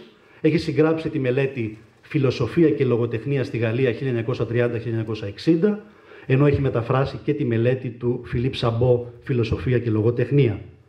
Πολύ πρόσφατα, με τον Δημήτρη Τζιόβα, συνυπήρξαν σε έναν τόμο για τον Νίκο Καζαντζάκη, όπου ο Γιάννης Πρελορέντζος ανέπτυξε το θέμα της πνευματικής συγγένειας του Καζαντζάκη με τον Μπεργκσόν. Κύριε Πρελορέντζο, έχετε το λόγο. Ευχαριστώ πάρα πολύ. Αχ, η γνώση. Πολλοί θεωρούν ότι οι νέοι μας δεν πολύ σκέφτονται και αναμασούν πολύ σάκριτα ό,τι τους σερβίρουν οι ποικίλες οθόνες. Φανταστείτε την ευχάριστη έκπληξη που ένιωσα σήμερα, όταν το μεσημέρι στο καφέ του Μουσείου Αργυροτεχνίας του Ιτς Καλέ άκουσα μια μαθήτρια λυκείου να μοιράζεται με τη φίλη της την εξής φράση. Άκουσα, λέει, διάβασα κάπου ότι η γνώση είναι καλύτερη από το πολυτιμότερο χρυσάφι. Ενθουσιάστηκα και θέλησα να τη συγχαρώ, προσθέτοντας στη δροσιά των νιάτων την πολύτιμη πείρα των μεγαλυτέρων της πολιάς κεφαλής. Δεν άντεξα λοιπόν να μην παρέμβω λέγοντάς τους. Σίγουρα Κυρίως αν γνωρίζεις πού βρίσκεται αυτό το χρυσάφι και αν είσαι αρκετά διακριτικός ώστε να μην μαθευτεί από τους άλλους. Με αυτό λοιπόν το ηθικό δίδαγμα θα ξεκινήσω με θερμές ευχαριστίες στην Κόλφο για μια ακόμη φορά για την πρόσκληση. Είναι πραγματικά τιμή για μένα. Χαίρομαι πολύ για τη συνάντηση με τον Δημήτρη Τζιόβα, τον οποίο είχα ξανακούσει σε αυτό το χώρο όταν είχε γίνει η παρουσίαση της σημαντικής μελέτης του για τη γενιά του 1930. Χαίρομαι πολύ και είμαι συγκινημένος που παρευρίσκομαι στο ίδιο πάνελ με τη συνάδελφο Μέρη Μικέ, η ανάγνωση μελέτης της οποίας, οι δοκιμασίες, με είχε αγγίξει τόσο πολύ και αποτέλεσε ένα από τα αναγνώσματα που σημάδεψαν κατά κάποιο τρόπο τη μετακίνησή μου από το τμήμα Φιλοσοφίας του Πανεπιστημίου Ιωαννίνων στο τμήμα Φιλοσοφίας του ΕΚΠΑ το φθινόπωρο του 2019. Ναι, όντως. Πάντα φοιτητής, ολοένα και πιο πολύ με την πάροδο του χρόνου, ή τουλάχιστον αυτό θέλω να πιστεύω, ένιωσα αρκετές φορές την πολύ προσεκτική μελέτη του βιβλίου του Τζιόβα, την οποία απόλαυσα και συνεχίζω να απολαμβάνω, σαν μελέτη για να δώσω εξετάσεις και μάλιστα σαν να επρόκειτο για εντατική εκμάθηση, προσπαθώντας να καταλάβω όσο γίνεται καλύτερα τόσο τη γενική ιδέα, όσο και τις λεπτομέρειες που την υποστηρίζουν. Θα φροντίσω να μην φέρω σε αμηχανία τον κύριο Τζιόβα, ζητώντας του να ανακοινώσει τον βαθμό της εργασίας μου δημοσίως. Θα το συζητήσουμε όταν θα είμαστε μόνοι μας. Ένα κριτήριο πολύ σημαντικό για μένα όταν διαβάζω βιβλία είναι αν με οθούν να διαβάσω τα βιβλία στα οποία αναφέρονται ή έστω να αναζητήσω πληροφορίες διαβάζοντας ή ακούγοντας συνεντεύξεις των συγγραφέων τους, λόγω χάρη του Γιάννη Ατζακά, τον οποίο δεν γνώριζα, και μάλιστα τα δύο από τα βιβλία στα οποία αναφέρεται ο Δημήτρης Τζιόβας έχουν γίνει αντικείμενο της ταινίας της Ελένης Αλεξανδράκη, του Άρη Μαραγκόπουλου ή της Σοφίας Νικολαίδου, καθώς και στο πεδίο της θεωρίας και της κριτικής της λογοτεχνίας της Ελισάβετ Κοτζιά και του Δημοσθένη Κούρτοβικ. Το ένιωσα αναμφίλεκτα διαβάζοντας αυτό το βιβλίο, όπως άλλωστε μου είχε συμβεί όταν είχα μελετήσει τις δοκιμασίες. Το βιβλίο αυτό είναι ένας πραγματικός θησαυρός, δεδομένου ότι αξιοποιεί μακρά σειρά λογοτεχνών, κυρίως Ελλήνων αλλά και ξένων, κυρίως της μεταπολίτευσης αλλά και παλαιότερα, όχι μόνο μεταπολεμικά αλλά και του 19ου αιώνα, επίσης μακρά σειρά θεωρητικών της λογοτεχνίας, φιλοσόφων, ιστορικών, κοινωνιολόγων. Πραγματικά δεν ήξερα από πού να αρχίσω και πού να σταματήσω και πώς. Είναι θετικό ότι τέτοια βιβλία έχουν τον ατελείωτο, ακριβώς γιατί μας καλούν να τα ξαναεπισκεφτούμε και δει να τα ξαναεπισκεφτόμαστε. Ο ενθουσιασμός που με κατέλαβε οφείλεται σε κάποιο βαθμό όχι στο ότι είμαι τελείως αδαής, αλλά ότι δεν ανήκω στο συνάφι. Αλλιώς θα διάβαζα το βιβλίο αν ήμουν ειδικός σε αυτό το γνωστικό αντικείμενο και δει για τη συγκεκριμένη περίοδο. Η ανάγνωση και δει η προσεκτικότατη μελέτη του βιβλίου του Τζιόβα υπήρξε ένα ταξίδι για μένα, όσο κι αν αυτή η φράση έχει γίνει κλισέ, ήταν ένα από αυτά τα επιτόπια ταξίδια τα οποία εκθιάζει ο Ζιλ Ντελόζ ως πολύ πιο ενδιαφέροντα και γόνιμα πολλές φορές από τη μεταφορά του σαρκίου μας από τόπου εις τόπον, χωρίς έντονο και ιδίως χωρίς μεταμορφωτικό βιωματικό φορτίο. Έχουμε ανάγκη από κομβερσιόν, από μεταστροφές, κυρίως άπαξ και έχεις νιώσει αυτή την εμπειρία μια πρώτη φορά. Θα αρχίσω με τρεις παρατηρήσεις όπου ένιωσα να υπάρχει μια συσχέτιση ανάμεσα σε αυτά που διάβαζα και σε φιλοσοφικές θεωρίες με τις οποίες είμαι εξοικειωμένος. Πρώτον, θα μπορούσαμε να επιχειρήσουμε τουλάχιστον να εφαρμόσουμε στο βιβλίο του Τζιόβα τη θεωρία του Ντελόζ περί διαφορετικών ταχυτήτων, ειδικότερα επιταχύνσεων και επιβραδύνσεων, σε συνδυασμό με την θέση του περί ύπαρξης δύο βιβλίων στην ηθική του Σπινόζα. Μάλιστα έχει γράψει και ένα άρθρο με τον τίτλο «Οι τρεις ηθικές στην ηθική του Σπινόζα». Πιο συγκεκριμένα, η ταχύτητα της ανάγνωσης κάθε κεφαλαίου, αλλά και συγκεκριμένων χωρίων ορισμένων κεφαλαίων, είναι πολύ διαφορετική όσον αφορά τα θεωρητικά τμήματά τους. Τα θεωρητικά τμήματα είναι όλη σχεδόν η εισαγωγή του βιβλίου και τα επιλεγόμενα, καθώς και συνήθως οι πρώτες σελίδες κάθε κεφαλαίου, ενίοτε και οι τελευταίες. Και είναι διαφορετική όσον αφορά την ευσύνοπτη παρουσίαση του περιεχομένου λογοτεχνικών έργων, τα οποία χρησιμοποιεί ως παραδείγματα, στα οποία εφαρμόζει την ενοιολογική σκευή του. Δεύτερον, γράφει ο Τζιόβα το εξής. Για τους θεωρητικούς η λογοτεχνία δεν ακολουθεί πια την ιστορία, αλλά και οι δύο βρίσκονται σε μια ισότιμη και διαδραστική σχέση. Και παρακάτω δέχεται την ισοτιμία ιστοριογραφίας και μυθιστορήματος ως πολιτισμικών μνημοτεχνικών. Και επίσης ότι ο ιστορικός και ο μυθιστοριογράφος τοποθετούνται σε ισοδύναμη θέση. Η ιστορία χάνει την πρωτοκαθεδρία της έναντι της μνήμης, της λογοτεχνίας, αλλά και άλλων μέσων που διαμεσολαβούν το παρελθόν. Ένα από τα βασικά ερευνητικά ενδιαφέροντά μου τα τελευταία χρόνια είναι η θεωρία των διαταξικών της Σαντάλ Ζακέ, σε βιβλίο της του 2014, όπου διαταξικοί είναι τα άτομα που ξεκινούν πάρα πολύ φτωχά ή από την επαρχία ή μετανάστες και κατορθώνουν να γνωρίσουν μια εκπληκτική κοινωνική ανέλυξη. Ένα από τα χαρακτηριστικά παραδείγματα, αλλά υπάρχουν αρκετά, είναι ο Αλμπέρ Καμιού, που ήταν πανφτωχός και στα 44 πήρε βραβείο Νόμπελ λογοτεχνίας και ο οποίος μάλιστα είχε γεννηθεί και μεγαλώσει στο Αλγέρι, όχι στη Μητροπολιτική Γαλλία. Ο χαρακτήρας αυτού του έργου είναι ρητά φιλοσοφικός, χωρίς όμως αυτό να την εμποδίσει να αξιοποιεί γόνιμα ορισμένα πορίσματα ανθρωπιστικών και κοινωνικών επιστημών, εγκύπτει ιδίως σε μελέτες κοινωνιολογίας, με έμφαση όχι μόνο στις εργασίες του Bourdieu, αλλά και σε πονήματα διαφορικής κοινωνιολογίας ή μικροκοινωνιολογίας του Bernard Lahire, σε κείμενα του Norbert Elias και του Erving Goffman και στην κοινωνιολογία του Frédéric Lordon, που βασίζεται σε μια σπινοζική ανθρωπολογία των παθών. Αξιοποιεί επίσης μελετήματα κοινωνικής ανθρωπολογίας του Levi Strauss και κοινωνικής ψυχολογίας, ιδίως του Vincent de Golzac, αλλά και ιστορικών και λογοτεχνών. Το σημαντικό είναι, και εδώ είναι η συσχέτιση, ότι η εν λόγω αξιοποίηση πορισμάτων των ανθρωπιστικών και κοινωνικών επιστημών και λογοτεχνικών έργων γίνεται ρητά στη βάση της ισοτιμίας των μαθησιακών κλάδων και όχι προϋποθέτοντας την πρωτοκαθεδρία και την ηγεμονία της φιλοσοφίας. Ομοίως, όταν ο Τζιόβας γράφει ότι στις φεμινιστικές αυτοβιογραφίες ο εαυτός δεν χωρίζεται, αλλά εγγράφεται στα ιστορικοκοινωνικά συμφραζόμενα, συναντά ακριβώς ότι η Σαντάλ Ζακέ αποκαλεί αυτοκοινωνιοβιογραφικές αφηγήσεις, ιδέα που παραπέμπει στην αυτοκοινωνιοανάλυση του Pierre Bourdieu, που περιλαμβάνουν και φεμινιστικές αυτοβιογραφίες όπως τη Ανnie Ernaux, που πήρε το Νόμπελ Λογοτεχνίας το 1922, αλλά δεν περιορίζονται μόνο σε αυτές.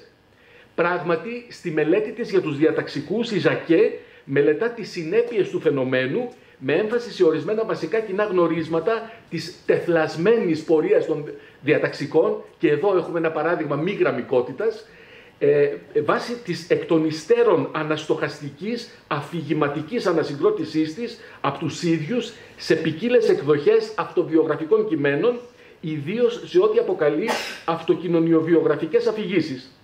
Τα βασικά παραδείγματα τέτοιου είδους αφηγήσεων που δίνει είναι όλο σχεδόν το λογοτεχνικό έργο της Ανnie Ernaux, κυρίως τα μυθιστορήματά της «Ο τόπος και η ντροπή», το βιβλίο του Didier Ribon «Επιστροφή στη Reims», του οποίου διαθέτουμε πλέον ελληνική μετάφραση, το αυτοβιογραφικό βιβλίο του πατέρα των πολιτισμικών σπουδών Richard Hogarth, A Local Habitation, που έχει μεταφραστεί στα γαλλικά με άλλον τίτλο.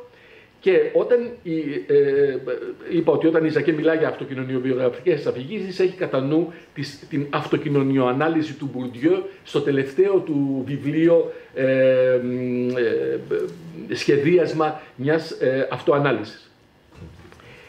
Κάτι πάρα πολύ σημαντικό που ανέφερε και η Μέρι Μικέ είναι ότι έχουμε μια έμφαση στην υβριδικότητα, στα μείγματα, στους συμφυρμούς, στις συναιρέσεις.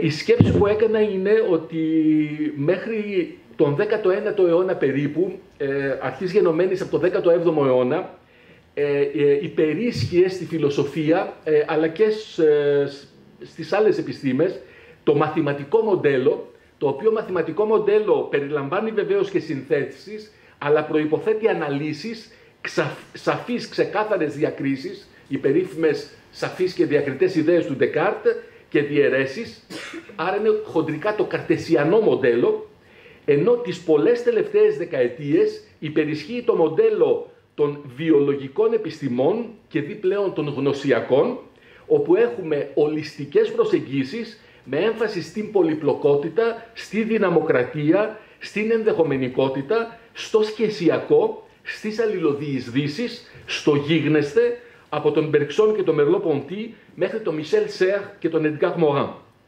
Ειδικότερα στον Merleau-Ponty, που έχει επηρεάσει πάρα πολύ τη σύγχρονη θεωρία διεθνώς, τονίζεται το θέμα των συνυπάρξεων, των διαπλοκών, των χιασμών.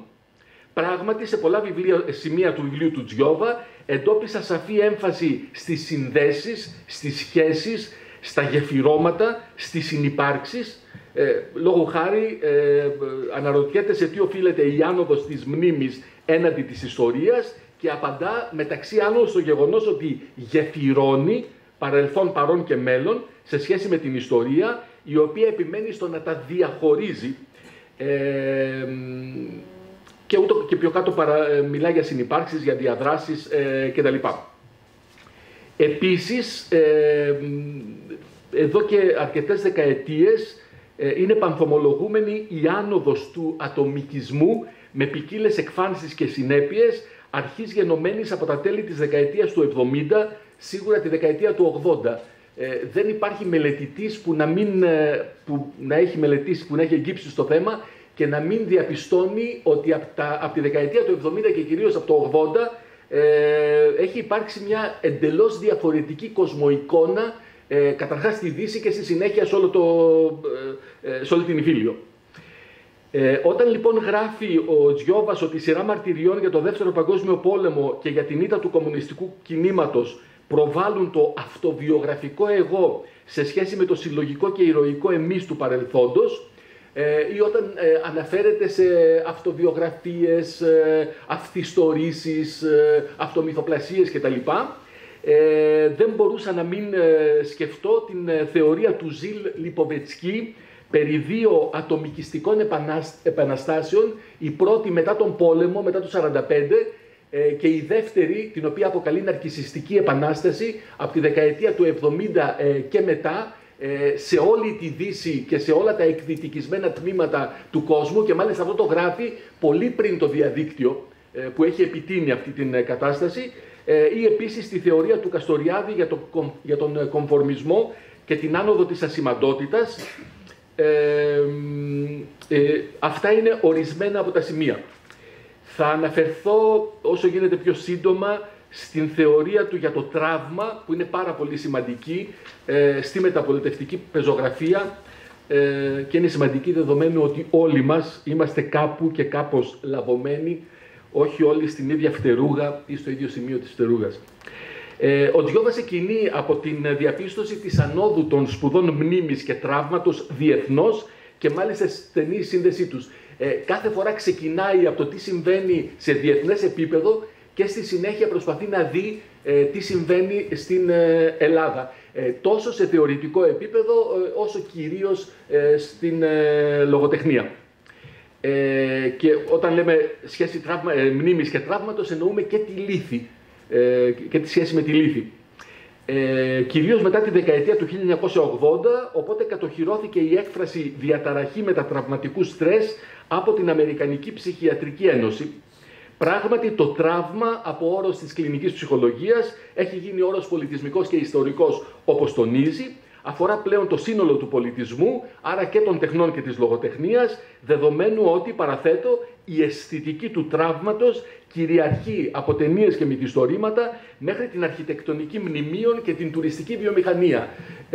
Βρήκα ένα βιβλίο γαλλικό, η Αυτοκρατορία του Τραύματος, έρευνα για την συνθήκη του θύματος, το οποίο πήρε και το βραβείο Ευρωπαϊκής Ανθρωπολογικής Έρευνας για το τραύμα, δεδομένου ότι είναι γραμμένο από έναν γιατρό και ανθρωπολόγο και από έναν ψυχίατρο και ψυχαναλυτή και ανθρωπολόγο. Μάλιστα ο Τζιόβας τονίζει ότι το τραύμα και η μεταμνήμη, δηλαδή η μνήμη που έχουν οι επόμενες γενιές για ό,τι έζησαν οι γονείς τους ή οι προγονείς τους τέλος πάντων, είναι έννοιες συναφείς με τον παροντισμό, για τον οποίο μας μίλησε η Μέρη Μικέ, ένα από τα βασικά ενοιολογικά εργαλεία του Τζιόβα σε αυτό το βιβλίο, αντλημένο από μελέτες του Φρανσουά Αχτόγκ και του Έντσο Τραβέρσο, μολονότι ο Αχτόγκ σε πιο πρόσφατο βιβλίο του με τον τίτλο «Χρόνος» έχει μια ενότητα με τον τίτλο «Να ξεφύγουμε από τον παροντισμό», θεωρώντας μάλιστα ότι η πρώτη εκλογή του Τραμπ το 2016 δεν είχε, όταν το έγραψε δεν είχε υπάρξει η δεύτερη εκλογή, ότι με την επίκληση του μέλλοντος είναι ένα είδος προσπάθειας εξόδου από τον παροντισμό. Στο πεδίο της λογοτεχνίας και δι της πεζογραφίας, ο Τζιόβας διαπιστώνει την ανάδυση ενός νέου είδους μυθοπλασίας του τραύματος διεθνώς, αντιπροσωπευόμενης κυρίως από τους Ζέμπαλντ, Κάριλ Φίλιπς και Αν Μάικλς, που είχε ήδη εξερευνηθεί από τη θεωρία και την κριτική της λογοτεχνίας, κυρίως στη μελέτη της Anne Whitehead, Trauma Fiction, το 2004. Διαπιστώνει επιπλέον ότι σε διεθνές πάλι επίπεδο παρατηρείται από τη δεκαετία του 80 η επάνωδος του ιστορικού μυθιστορήματος, με ανανεωμένη όμως θεματολογία, και στη θεματολογία αυτή προεξάρχοντα ρόλο παίζει πάλι το τραύμα, αλλά και η μετανάστευση, η ταυτότητα κτλ. Και με σημαντικά έργα από το όνομα του Ρόδου του Ουμπέρτο Έκο το 80, τα παιδιά του Μεσονικτίου του Σάλμαν Ρούσβι το 81 και αρκετά άλλα. Δεδομένου ότι το βασικό αντικείμενο του βιβλίου του Τζιόβα που παρουσιάζουμε είναι όχι τόσο το ιστορικό μυθιστόρημα αυτό καθ' αυτό, επειδή ακριβώς, σύμφωνα με μια τουλάχιστον μελετήτρια, κάθε μυθιστόρημα είναι ιστορικό, ή επειδή δεν είναι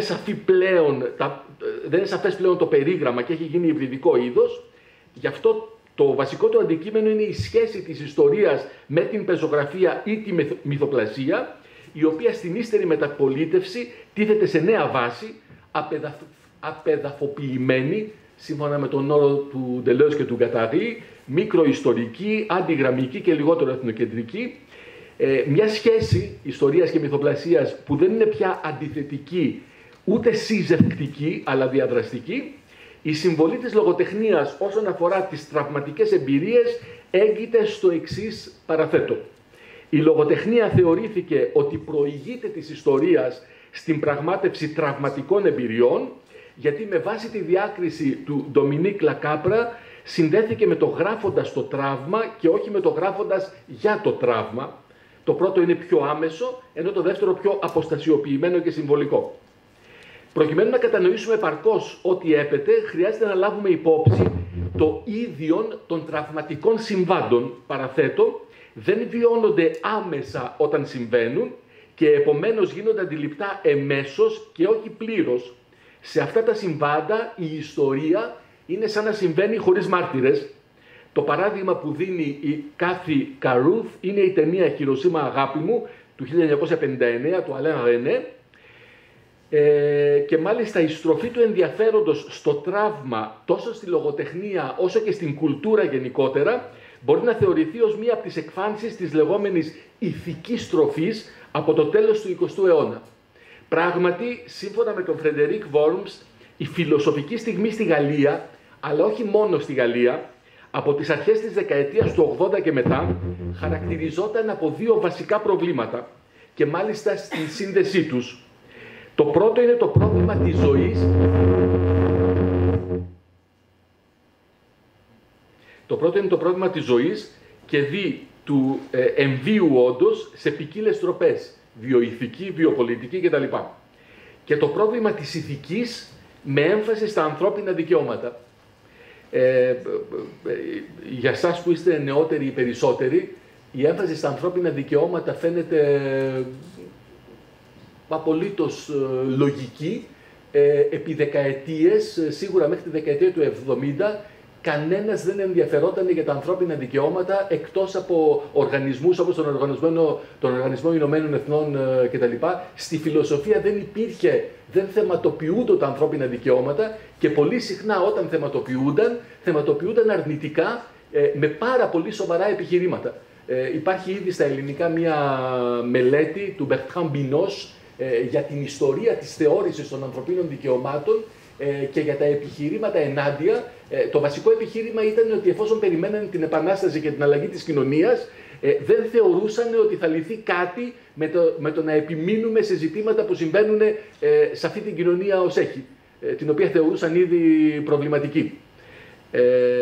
Δηλαδή δεν είναι αθώα και τυχαία η έμφαση στα ανθρώπινα δικαιώματα και δι ο δικαιωματισμός στον οποίο έχει οδηγήσει με κίνδυνο να μην υπάρχει πια κοινωνικός ιστός. Δηλαδή υπάρχουν πολλά δικαιώματα, ελάχιστες υποχρεώσεις και η ερώτηση είναι θα τα εφαρμόσεις πού Παλαιότερα προϋπέθεται ο κόσμος ότι υπάρχει κοινωνικός ιστός. Οπότε στο πλαίσιο της ύπαρξης κοινωνικού ιστού μπορούσε κάποιος να ζητάει πράγματα. Αν τώρα έχεις δικαιώματα, αλλά δεν υπάρχει κοινωνικός ιστός, είναι εξαιρετικά ισχνός, η ερώτηση είναι, ωραία, θα τα έχεις και θα τα κάνεις ακριβώς τι. Και όταν λέω κοινωνικό ιστό, εννοώ κοινωνικό ιστό, όχι προσθέσεις ατομικών δικαιωμάτων εν είδη μιας φαντασιακής συλλογικότητας, η οποία είναι πιο πολύ φαντασιακή παρά συλλογικότητα. Συναφώς ο Δημήτρης Τζιόβας, αναφερόμενος εμπροκειμένου στην αγγλοσαξονική δευτερογενή βιβλιογραφία, υποστηρίζει ότι, παραθέτω, η ανάπτυξη της θεωρίας του τραύματος τη δεκαετία του 90 από ορισμένους θεωρητικούς με καταβολές στην αποδόμηση, η οποία αποδόμηση έδινε έμφαση στην κειμενικότητα, μπορεί να θεωρηθεί εκδήλωση της γενικότερης ηθικής στροφής, η οποία μάλιστα η ηθική στροφή χαρακτηρίζει και το έργο του ίδιου του Ντερίτα, του πατέρα της αποδόμησης. Τώρα, όσον αφορά το τραύμα, το μελετά σε ποικίλες εκδοχές. Καταρχάς, το ιστορικό τραύμα με δύο βασικές εκδοχές, τη Μικρασιατική καταστροφή και τον εμφύλιο πόλεμο, σε πολλά μυθιστορήματα και κάνοντας και συγκρίσεις. Ας πούμε, το τραύμα της Μικρασιατικής καταστροφής έχει να κάνει κυρίως με τη συλλογικότητα της εμπειρίας και την απώλεια ζωτικού χώρου. Ή αναφορικά, ας πούμε, η βασική διαφορά του εμφυλιακού τραύματος από το τραύμα της Μικρασιατικής καταστροφής έγκυται στο ότι το τραύμα των χαμένων πατρίδων μπορεί να ευνόησε τη συλλογική αντιμετώπιση, αλλά δεν διέθετε την ιδεολογική ένταση του εμφυλιακού τραύματος που δίχασε και διαιωνίστηκε μέσα από τις αντικρουόμενες προσεγγίσεις του.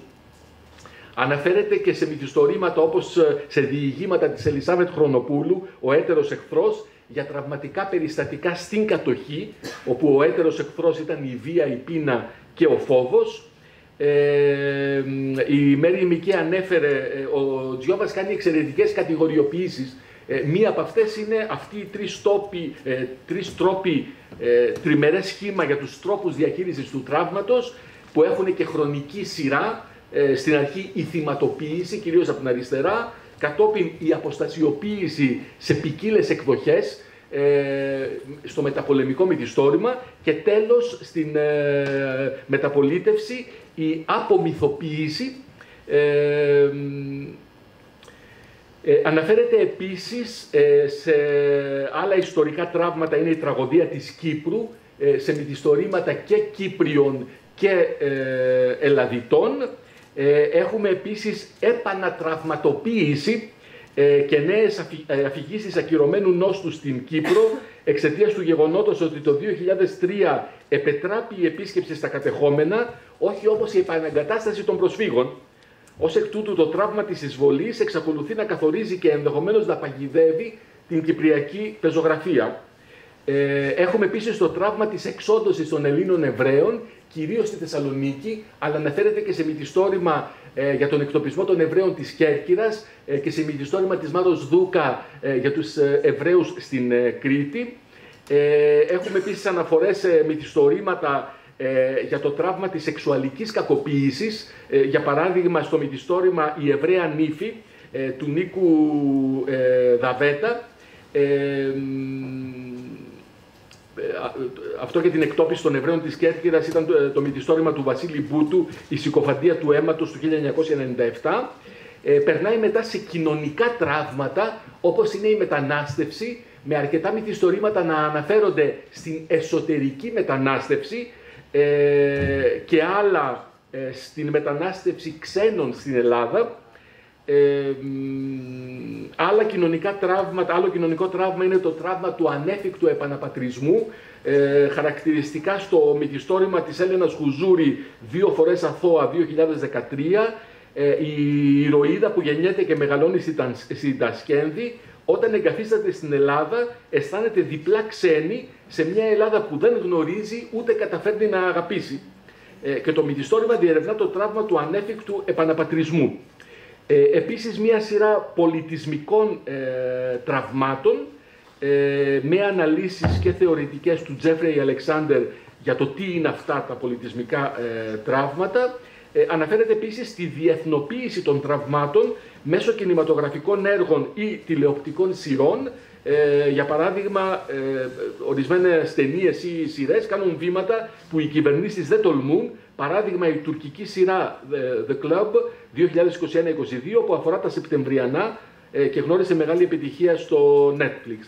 Και τέλος έχει μία σειρά αναλύσεων, κατηγοριοποίησης για τους τρόπους διαχείρισης, αντιμετώπισης, επούλωσης και υπέρβασης ή εξουδετερώσης των τραυμάτων, όπου ένας τρόπος, ας πούμε, αντιμετώπισης του τραύματος της Μικρασιατικής καταστροφής ήταν η προσπάθεια ριζώματος.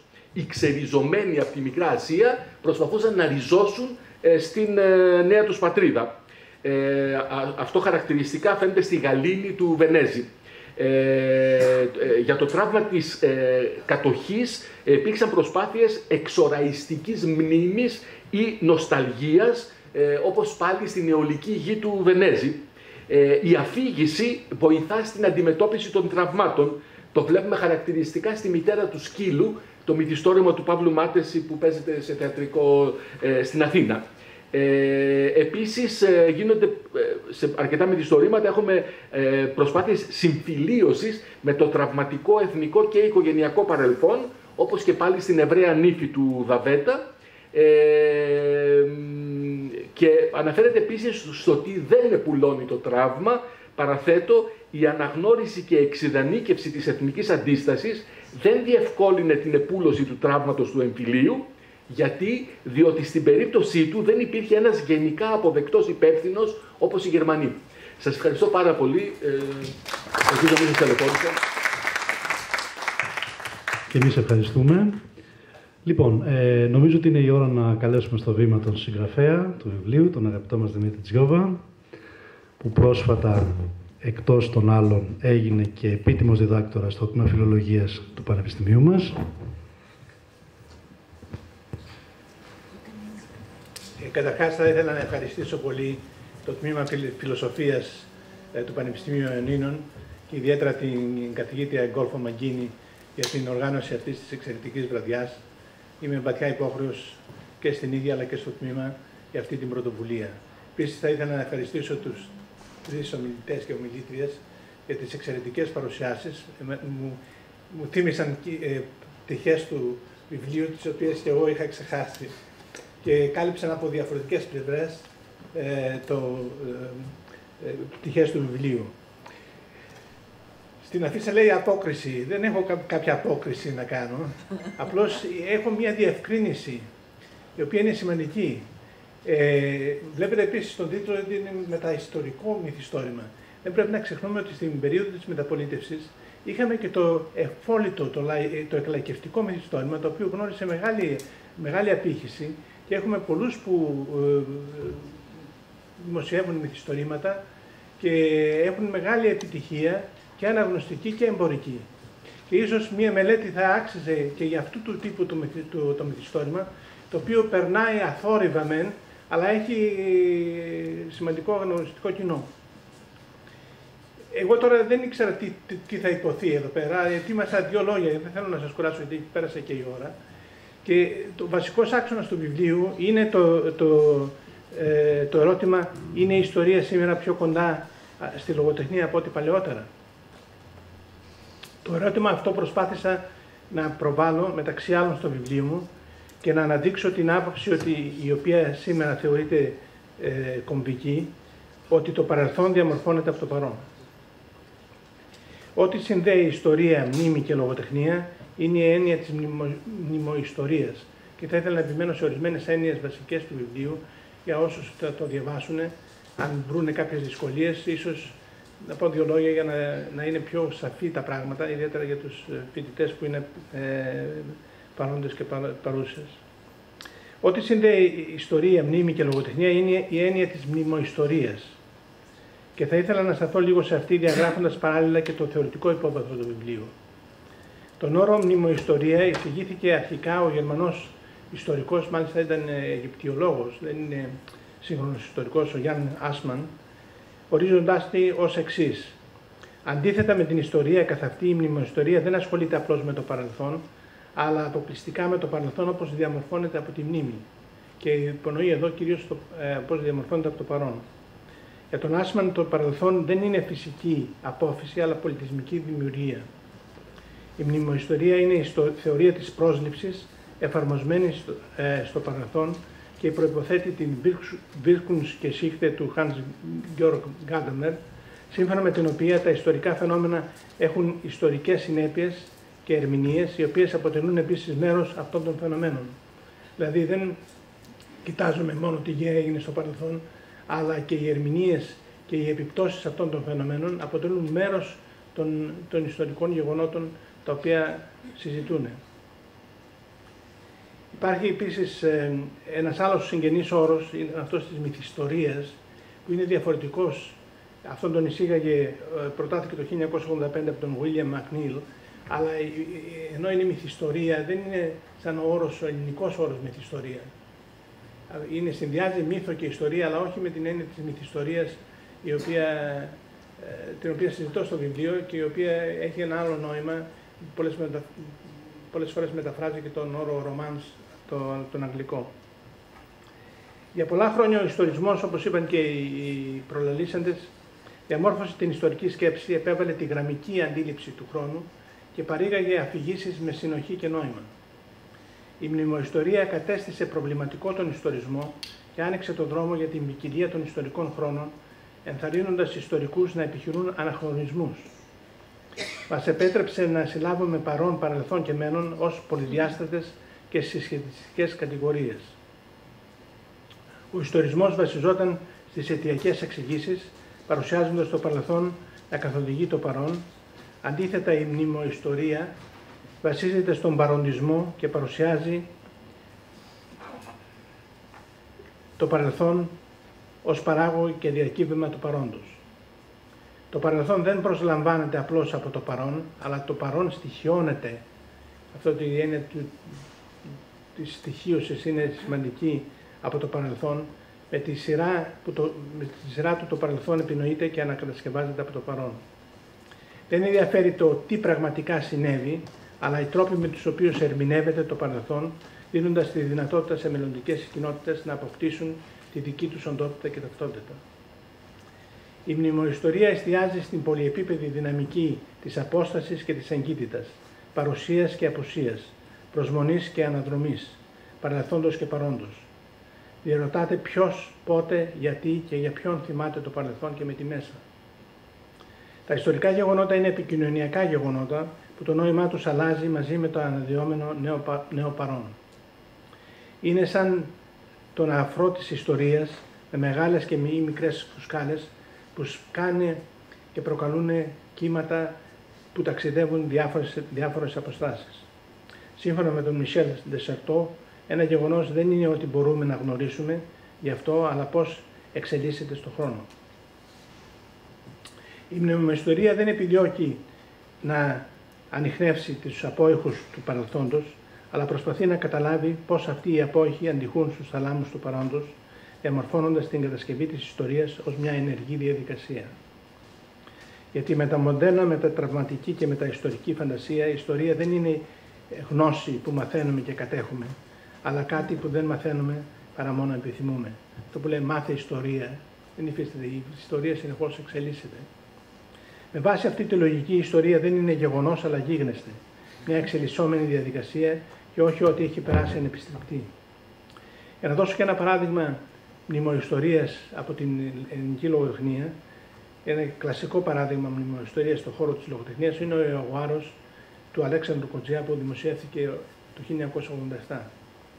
Η νουβέλα προσπαθεί να δείξει πόσο ο εμφύλιος έχει διαφωτίσει το ελληνικό φαντασιακό και στοιχιώνει τις μνήμες των ανθρώπων, κάνοντας έτσι ένα έμεσο σχόλιο για την πολιτική της λύθης που προώθησε η κυβέρνηση του Πασόκ στην δεκαετία του 1980. Μέσα από την αντιπαράθεση των δύο ηρωίδων, της Δήμητρας και της Φιλιός, ο Κοτζιάς θέλει να δείξει πόσο ο εμφύλιος επιβιώνει στους κόλπους της ελληνικής οικογένειας για πολλά χρόνια ως μοίρασμα της κληρονομιάς, γιατί οι δύο γυναίκες τσακώνονται για την κληρονομιά, και στις μνημονικές συγκρούσεις για το τι συνέβη στο παρελθόν. Ενώ παλαιότερα η έμφαση των συγγραφέων ήταν στο τι συνέβη κατά τον εμφύλιο και στη διακαίωση των συμμετεχόντων από τη δεκαετία του 1980, οι αφηγήσεις σταδιακά μετατοπίζονται από τα γεγονότα στη μνημονική τους διαχείριση και κατ' επέκταση στην ερμηνεία τους στο παρόν. Η χρονική απόσταση ως βασική προϋπόθεση της αντικειμενικότητας και του ιστορισμού. Ο ιστορισμός συνδέεται με αυτή την αίσθηση ότι μπορούμε να γνωρίσουμε την ιστορία αντικειμενικά, αναιρείται από την άνοδο του παροντισμού που εκφράζει την κρίση του χρόνου και είναι αποτέλεσμα, σύμφωνα με τον Φρανσουά Αρτόγκ, της μετάβασης από το κλασικό στο μοντέρνο και εν τέλει το παροντικό καθεστώς ιστορικότητας. Στην έννοια του παροντισμού αναφέρθηκαν και οι τρεις ομιλητές προηγουμένως, αλλά είναι βασικό να δούμε αυτά τα τρία στάδια που διακρίνει, τα στάδια καθεστώτα ιστορικότητας. Το βιβλίο του έχει μεταφραστεί στα ελληνικά, είναι διαθέσιμο στις βιβλιοθήκες και ο Αρτόγκ κάνει αυτή την κλασική διάκριση ανάμεσα στο κλασικό, στο μοντέρνο και στο παροντικό καθεστώς ιστορικότητας. Στο πρώτο καθεστώς, το κλασικό, το παρελθόν αποτελεί το παράδειγμα για το μέλλον και το παρόν και το μέλλον. Αυτό το κλασικό καθεστώς ιστορικότητας παραχωρεί τη θέση του γύρω στο 1800 στο μοντέρνο, όπου το μέλλον διαθέχεται το παρελθόν ως το σημείο προσανατολισμού και η ιστορία γράφεται από την προοπτική του μέλλοντος. Ο Αρτόγκ συνδέει τις απαρχές του τρίτου καθεστώτος ιστορικότητας, του παροντισμού, με την κατάρρευση του τείχους του Βερολίνου, που σήμαινε την υπονόμευση του μέλλοντος ή της έννοιας του γραμμικού και προοδευτικού χρόνου. Με την κατάρρευση του σοσιαλισμού και του εθνικισμού ως ιδεολογιών μελλοντικά προσανατολισμένων, κυριάρχησε η επιφυλακτικότητα προς το μέλλον και η ιστορία χωρίς χρονολογίες.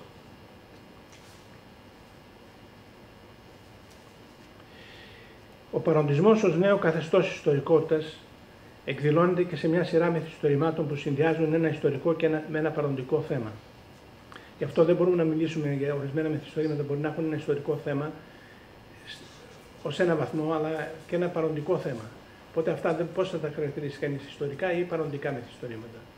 Ένα χαρακτηριστικό παράδειγμα αποτελεί η τριλογία της Σοφίας Νικολαίδου, αποτελούμενο από τα μυθιστορήματα «Απόψε δεν έχουμε φίλους», που δημοσιεύτηκε το 2010, «Χορεύουν οι ελέφαντες» το 2012 και στο τέλος «Νικάω εγώ» το 2017, τα οποία προσπαθούν να δείξουν τον αντίκτυπο διχαστικών γεγονότων όπως ο εθνικός διχασμός, η κατοχή και ο εμφύλιος στις ζωές σύγχρονων προσώπων στη Θεσσαλονίκη στα τέλη του 20ου και στις αρχές του 21ου αιώνα. Ως πρώτο συμπέρασμα θα έλεγα πως ό,τι συνδέει ιστορία, μνήμη και λογοτεχνία σήμερα είναι ο παροντισμός, και αν το παλαιότερο ιστορικό μυθιστόρημα ήταν παράγωγο του ιστορισμού, το σύγχρονο μεταιστορικό είναι συνάρτηση του παροντισμού. Και βλέπουμε δύο επίπεδα, δύο χρονικά επίπεδα, το ιστορικό και το παροντικό, να συνυπάρχουν μέσα στο ίδιο μυθιστόρημα. Οπότε δεν ξέρουμε αν τα μυθιστορήματα αυτά μπορούν να χαρακτηριστούν ιστορικά. Η τελευταία κατηγορία στην οποία ήθελα να αναφερθώ είναι ένα στοιχείο που συνδέει ιστορία και λογοτεχνία, είναι η αφηγηματοποίησή τους και κατ' επέκταση η λογοτεχνιοποίησή τους. Όλα είναι αφήγηση. Και κατ' επέκταση σε ποιο βαθμό η αφήγηση, η έννοια της αφήγησης, συνδέεται με τη λογοτεχνιοποίηση και της ιστορίας και της λογοτεχνίας. Εκείνος που εγκαινίασε την επιστροφή στην αφηγηματικότητα της ιστορίας και κατ' επέκταση στη λογοτεχνικοποίησή της ήταν ο Λόρενς Στόουν με το άρθρο του «Η αναβίωση της αφήγησης, σκέψεις πάνω σε μια νέα παλιά ιστορία» που δημοσιεύτηκε το 1979. Ως πρωτεργάτης της νέας πολιτισμικής ιστορίας, αμφισβήτησε την αξίωση του Λέοπολντ Βον Ράνκε για γραμμική ιστορική αφήγηση, απορρίπτοντας την αυταπάτη μιας συνεκτικής επιστημονικής εξήγησης στην ιστορία. Μέσω της αμφισβήτησης της διάκρισης γεγονότος και μυθοπλασίας, η ιστορία ήρθε πιο κοντά στη λογοτεχνία και αυτή η λογοτεχνοποίηση της ιστορίας που συναντούμε στον Πολ Βέιν, στον Χέιντεν Γουάιτ και στον Ιβάν Τζαμπλοκά, μέσω της αφηγηματοποίησής της συνέβαλε και στην ανανέωση του ιστορικού μυθιστορήματος. Η σύγκληση ιστορίας και λογοτεχνίας δεν είναι ζήτημα ύφους, δηλαδή να κάνουμε την ιστορία πιο λογοτεχνική και την λογοτεχνία πιο ιστορική, αλλά μια ουσιαστική συγχώνευση έρευνας και δημιουργίας που με τη σειρά της οδηγεί σε μια υποκειμενιστική επιστροφή της έρευνας και στο πέρασμα από την τριτοπρόσωπη στην πρωτοπρόσωπη αφήγηση. Η επίθεση ενάντια στα σύνορα συμβαίνει τόσο από συγγραφείς όσο και από ιστορικούς, Οι μεν φτιάχνουν μυθοπλασίες μπολιασμένες πάνω στην ιστορία, βασισμένες σε πραγματικά ιστορικά πρόσωπα. Οι δε θέλουν να φέρουν στην ιστορική αφήγηση μια συγκινησιακή διάσταση που ανήκει πάντα στην τομέα της λογοτεχνίας. Τελικό συμπέρασμα, για να μην σας κουράζω. Ενώ παλαιότερα υπήρχε σαφής διαφοροποίηση ιστορίας και λογοτεχνίας, σήμερα έρχονται πιο κοντά μέσω των ενιών της μνήμων ιστορίας, της αφήγησης και εν τέλει του παροντισμού.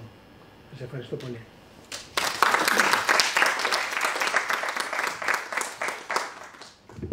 Και εμείς ευχαριστούμε. Έχουμε πολύ λίγο χρόνο, αλλά μπορούμε, αν θέλετε, να ανοίξουμε ένα μικρό κύκλο συζήτησης, όποιος έχει ενδιαφέρον, από τους συναδέλφους των δύο τμήματων που είναι εδώ, από τους φοιτητές ενδεχομένως, που έχουν την ευκαιρία να θέσουν απευθείας στον κύριο Τζιόβα κάποιο ερώτημα. Είναι ο Δημήτρης ο Ρωμανός, ο φοιτητής μας. Δηλαδή, με όλα αυτά με βάση που είπατε, σημαίνει ότι μετά από κάποια χρόνια, όπως πάμε, η λογοτεχνία θα μπορεί να θεωρείται ως ιστορική πηγή? Μα ήδη θεωρείται ιστορική πηγή. Ναι, αλλά κάποιοι το αρνούνται και δεν τη δέχονται και, ας πούμε, αντιστέκονται, οπότε δεν είναι αποδεκτό από όλους. Θα ξεκινήσει να είναι αποδεκτό από όλους? Αυτό δεν μπορώ να το ξέρω, αλλά οπωσδήποτε όμως η ιστορία και η λογοτεχνία συγκλίνουν. Και γι' αυτό βλέπουμε και ιστορικούς που γράφουν κάποια αυτοβιογραφικά κείμενα τα οποία έχουν μια λογοτεχνική υφή, αλλά και λογοτέχνες οι οποίοι βασίζονται σε ιστορικά τεκμήρια ή ντοκουμέντα. Εντάξει, ευχαριστώ πολύ. Άλλη ερώτηση, παρατήρηση, σχόλιο, τοποθέτηση? Μια πολύ σύντομη ερώτηση και στους τέσσερις, αφού τους ευχαριστήσω για αυτό το πάρα πολύ πλούσιο σε προβληματισμούς αφήγημα των τεσσάρων σας, ο καθένας από άλλη σκοπιά, αλλά υπήρξαν και κοινοί τόποι. Να πω το εξής, να ρωτήσω και να ζητήσω μια διευκρίνηση.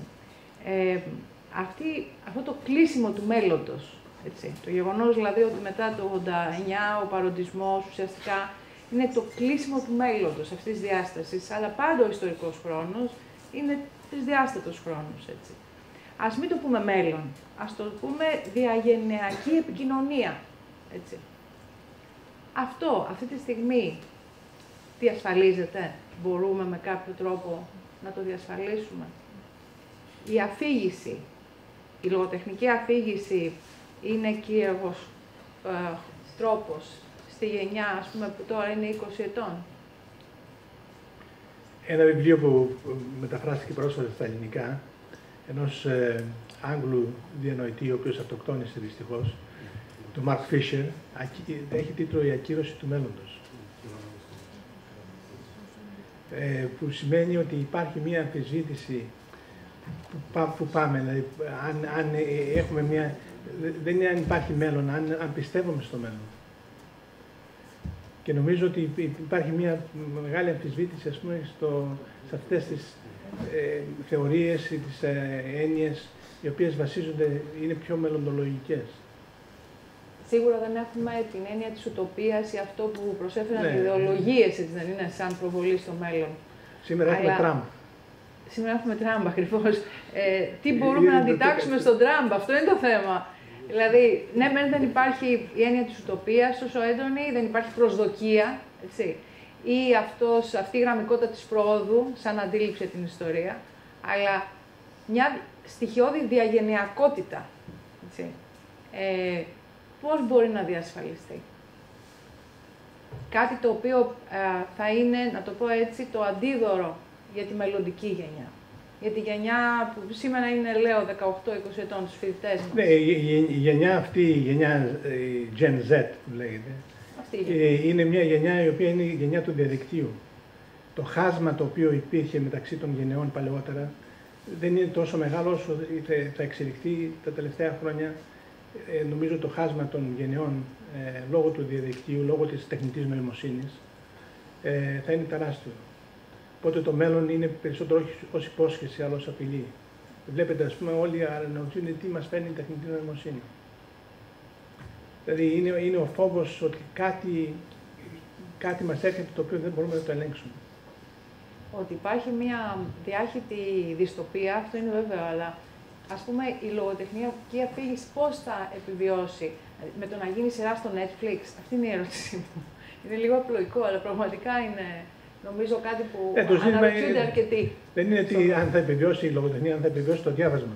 Βλέπετε, ας πούμε, παλαιότερα έβλεπες στα αεροπλάνα, στις αίθουσες αναμονής, πολλούς να διαβάζουν ένα βιβλίο. Σήμερα περιεργάζονται το κινητό τους. Ακριβώς. Αυτό οπότε δηλαδή είναι πολύ σημαντικός προβληματισμός. Δεν είναι η λογοτεχνία, είναι ζούμε στην κουλτούρα της σύντομης διάρκειας, TikTok κλπ. Σε αυτά μπαίνει μέσα η λογοτεχνία, αλλά το πρόβλημα είναι γενικότερο. Ας πούμε αυτό που λες, αφήγηση, έτσι, η αφήγηση. Πώς πρέπει να μετασχηματιστεί η αφήγηση προκειμένου πραγματικά να μπορέσει να δώσει μια οποιαδήποτε προοπτική διαγενειακή? Ναι, πώς παντρεύεις τη σύντομη με τη μεγάλη αφήγηση. Ναι, ακριβώς. Που θα είναι πολύ δύσκολο. Γιατί υπάρχουν γενιές που είναι με τις σύντομες διάρκειες, με το TikTok, και είναι γενιές οι οποίες έχουν αναπτυχθεί ή μεγαλώσει με τα μυθιστορήματα ποταμού στο 19ο αιώνα. Πώς τα παντρεύεις αυτά τα δύο? Αυτά είναι ερωτήματα που θεωρώ ότι είναι πάρα πολύ σημαντικά. Στο πλαίσιο της συζήτησης που ανοίξαμε, θέλω να πω. Να επινοήσουμε την έννοια του μυθιστορήματος Ριακιού, που είναι κάτι μεγαλύτερο από το TikTok και μικρότερο από το μυθιστόρημα ποταμός. Υπάρχει ένα ερώτημα εκεί της κυρίας Γκράτσι. Έχω μια απάντηση στην Κόλφο. Δημήτρη, σε ευχαριστούμε πάρα πολύ και ευχαριστούμε και τους συνομιλητές σου. Έχω μια απάντηση στην Κόλφο σε αυτό. Ο Θουκυδίδης. Θουκυδίδης τον θεωρούμε ιστορικό. Αλλά ο Θουκυδίδης ήταν λογοτέχνης, διότι έγραφε στο παρόν. Πάω στη μνημοϊστορία, Δημήτρη. Επομένως έχουμε 2.500 χρόνια. Έχουμε ένα λογοτέχνη που έμεινε ως ιστορικός. Και ο Ηρόδοτος ακόμη περισσότερο. Επομένως δεν ξέρετε. Υπάρχει άλλη ερώτηση? Ωραία. Νομίζω μπορούμε να κλείσουμε. Σας ευχαριστούμε πάρα πολύ όλους για την παρουσία σας. Ευχαριστούμε και τον κύριο Τζιόβα, την κυρία Μικέ, τον κύριο Πλερορέτζο, που ήρθαν από άλλες πόλεις, από την Αθήνα και τη Θεσσαλονίκη. Στο Επανειδήν θα πούμε. Υπάρχει άλλη εκδήλωση να την πούμε από τώρα, κύριε Μαγκίνη?